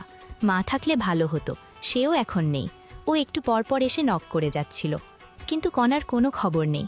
এমনভাবে আবার এসেছিল নক করতে। ঠকঠক করে ডাকার সময় দীপ্রকে আসতে দেখা গেল। সে বাহিরে ছিল। কুহু একটু মৌন হয়ে গিয়েছিল। পাশ কাটিয়ে চলে যাচ্ছিল দীপ্র, কিন্তু আবার ফিরে এলো। কুহু তখনও চুপ। কিছু হয়েছে? সুথাল দীপ্র। কুহু স্বাভাবিকভাবেই বলল, না। দীপ্র জবাব দিল না, চেয়ে রইল এক পলক। কুহুর মন যাচ্ছে ছুটে চলে যেতে। দীপ্র একটু সন্দেহ নিয়ে বলল, কি হয়েছে? কিছু না। কণাকে বেয়াদব বলেছে কে? কুহু জবাব দিতে চাচ্ছিল না, তবে এভাবে চুপ করে থাকাও যায় না। ও ছোট করে বলল, মেজ চাচি। দীপ্রর কপালের ভাঁজ আরও গভীর হলো। ও দরজায় আওয়াজ করল। কণা জবাব দেবার আগেই দীপ্র বলল, দরজা খোল কণা, আমি এসেছি। কণা আসলেই দীপ্রর পাগল। দীপ্রকে তার ভীষণ ভালো লাগে, তাই তো এক বলাতেই কেমন দরজা খুলে ফেলল। এতে কুহুর চোয়াল শক্ত হলো, ঠোঁট কামড়ে চাইল ও। কান্নাকাটি করে চোখ ফুলিয়ে ফেলেছে কণা। দীপ্র ওর কক্ষে প্রবেশ করল। কণার তখন হিচকি উঠেছে। ও জানে না আসলে এই মানুষটাকে এত কেন ভরসা করতে ইচ্ছে করে। কণার মাথায় আলতো করে হাতটা রাখতেই একদম শব্দ করে কেঁদে ফেলল ও। কুহু দাঁড়িয়েই রইল, চেয়ে রইল বিহব বলের মতন। সে 10 বারের বেশি ডেকে গিয়েছে, অথচ কোনো লাভই করতে পারেনি। এদিকে দীপ্র একবার বলাতেই কণা দরজা খুলে বসে আছে। একেই হয়তো বলে লাভ রেখে সুধীর প্রতি মানুষের মায়া বেশি। কণার অভিযোগ পর্ব চলছে। কুহু দাঁড়িয়ে দাঁড়িয়ে দেখছে সেসব। অভিযোগ শেষ হলে মেয়েটি ফ্যাচ ফ্যাচ করে কেঁদে ফেলল। দীপ্র ছোট বোনের মাথায় হাত বুলিয়ে বলল, কোনো ব্যাপার না, বড়রা একটু বকতেই পারে, তাই বলে মন খারাপ করলে হবে? আমি নাকি শিক্ষা পাইনি, চাচি আমাকে বেয়াদব বলেছে, অথচ আনায় পুজো সব সময় কথা শোনাতে থাকে। বুঝতে পেরেছি, কিন্তু কণা সবসময় সব কথা গায়ে নিলে চলে? তাছাড়া চাচি যখন বলেছে তুই বেয়াদব, তোর উচিত হবে এমনভাবে নিজেকে তৈরি করা যাতে তার এই ধারণা ভেঙে চুরমার হয়ে যায়। লক্ষ্মী বোন আমার, মন খারাপ করিস না, আমি আছি তো। বলে গালখানা ছুঁয়ে দিল দীপ্র। কণার চোখ দুটো থেকে পানি নেমে যাচ্ছে। বাবা থাকলে এমন হতো না। দীপ্র ছোট করে নিঃশ্বাস ফেলল। কণা বাচ্চা মেয়ে, ওর মনটা বড় নরম। একটুখানি আঘাতেই ভেঙে চুরমার হয়ে যায়। আর একটু সময় নিয়ে কণাকে বোঝালো দীপ্র। রাত বাড়তি, খাবার খেয়ে নিয়েছে প্রায় সকলেই। কুহু আর কণাই বাকি। দীপ্র তাকালো পেছন ফিরে। কুহু দাঁড়িয়ে আছে। খাবার দিতে পারবি? কুহু মাথা নাড়িয়ে বলল, জি পারবো। সব রেডি কর, আমরা আসছি। কুহু চলে গেল। দীপ্র চাইল কণার দিকে। কণা চোখ মুখ মুছে বলল, আনায়াপু একদমই ভালো না, সব সময় বেশি বেশি করে। বুঝলাম, কিন্তু এখন তো খেতে যেতে হবে। ইচ্ছে করছে না। তাহলে কিন্তু আমারও খাওয়া হবে না, আমি কিন্তু সারাদিন না খাওয়া। কণা কাকালো অসহায় চোখে। দীপ্র হেসে বলল, চল। কুহু সব খাবার গরম করে নিয়েছে। বড় চাচির শরীরটা বিশেষ ভালো না, অনেকবার ডেকে সে নিজের ঘরে গিয়ে শুয়েছে। দাদিজানের কানে এই ঘটনা এখনো পৌঁছায়নি। তিনি বৃদ্ধ মানুষ, তাকে এত যন্ত্রণা দেয়া যায় না। কুহু সবটা নীরবেই করে চলেছে। দীপ্র কণাকে নিয়ে টেবিলে বসল। খাবারের প্লেট তুলে নিতেই খাবার বেড়ে দিল কুহু। খেতে গিয়ে দীপ্র শুধালো, খেয়েছিস? কুহুর আসলে ধ্যান নেই, ও শুনিনি। দীপ্র পুনরায় বলল, খেয়েছিস? এবার তাকালো কুহু, সরলতা তার চোখ জুড়ে। দীপ্র উত্তর পাওয়ার আগেই বুঝল মেয়েটির খাওয়া হয়নি। বস। পরে খাবো। বসতে বলেছে, চুপচাপ বসে পড়। শেষ কথায় কেমন একটা জোর আছে। পরিস্থিতি যে পর্যায়ে, এতে তর্ক চলে না, চলে না মান অভিমান কিংবা রাগ। কুহু বসল চেয়ার টেনে, খাবার তুলে নিল প্লেটে। এক লুকমা ভাত মুখে দিতেই দীপ্র বলল, ক্লাসে যাস না কেন? কুহু কি বলবে বুঝল না, জবাব না দিয়েও থাকা যায় না। ও শুধু বলল, এমনি। এমনি এমনি কিছু হয় না, ক্লাসে যাওয়া শুরু কর। বলে আবারও খেতে লাগলো কুহু। কণা দুজনের দিকে একটু পরপর দৃষ্টি দিচ্ছে। ওর মন খুব করে চাচ্ছে মানুষ দুটো এক হোক, কিন্তু কুহুপুর অবস্থা দেখে ওর ভয়ই লাগে। তার উপর যতটুকু আশা আছে, সেই আশায় আবার পানি ঢালার জন্য দাঁড়িয়ে আছে আয়ানা। সব মিলিয়ে কণার আর ভালো লাগে না। কণার কাছেই থাকতে বলল দীপ্র। কুহু এনে নিল।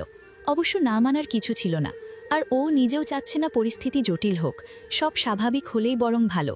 ও শুয়ে আছে, কিন্তু চোখে ঘুম নেই। ইদানিং ঘুম তার কমই হয়, মনটা সারাক্ষণ অস্থির লাগে। ও এপাশ ওপাশ করে রুম থেকে বেরিয়ে গেল। করিডোর দিয়ে চলতে চলতে খেয়াল করল দীপ্র ভাইয়ের কক্ষে আলো জ্বলছে। এর মানে লোকটা ঘুমায়নি। নিশাচর প্রাণীর প্রতি খুব একটা আগ্রহ ওর নেই, তবু একটু ঘুরে টুরে নজর দিল কুহু। দেখল দীপ্র কাজ করছে। কুহু ফিরে এলো নিজের জায়গাতে। কণা জেগে গিয়েছে। কি রে, কখন জাগলি? মাত্রই। ঘুমা, রাত অনেক। বলে পুনরায় ঘুমের দেশে পাড়ি দিল কণা। কুহু বসল ফোন নিয়ে। সোশ্যাল মিডিয়া ঘাঁটতে ইচ্ছে করছে। ও উষ্ণ নিঃশ্বাস ফেলে নিজের অ্যাকাউন্ট লগ ইন করল। সঙ্গে সঙ্গে সায়েরের মেসেজ এলো। কুহু, তুই কবে ক্লাসে ফিরবি? মেসেজটা দেখেও না দেখার ভান করে চলে যাচ্ছিল কুহু, কিন্তু সায়ের পুনরায় লিখল, তুই প্লিজ আয়, চিন্তা হয়, কোনো খোঁজও দিচ্ছিস না। সোশ্যাল অ্যাকাউন্ট থেকে বেরিয়ে গেল কুহু। সায়েরের আগ্রহ দিনকে দিন বেড়েই চলছে। এভাবে কুহুর জন্য সবটা কঠিন হয়ে যাবে, অথচ ছেলেটার থেকে মুক্তির কোনো উপায়ও নেই। সকাল সকাল দীপ্রকে দেখে আয়ানান চোখে মুখে আলাদা দিউতি এসে ভর করল। ও আহ্লাদ মিশিয়ে বলল, কাল কখন ফিরেছো দাদা ভাই? একটু রাত হয়েছে। ও, আমি আসলে ঘুমিয়ে পড়েছিলাম। বলে একটু থামল আয়ানা। পরমুহূর্তেই হাতখানা নাড়িয়ে বলল, হাতে এখনো ব্যথা। ওষুধ খেয়েছিস? হুম। টিপুর রিমোট নিয়ে ঝগড়া করে একটা বাচ্চা মেয়ে, আয়না। কনাই তো বাড়াবাড়ি করেছে, আমার তো দোষ নেই। তুই ওর বড়, ও নয় বাচ্চা, তুই তো না। বলতেই আয়ানার মুখটা একটু অন্ধকার হলো। দীপ্র বলল,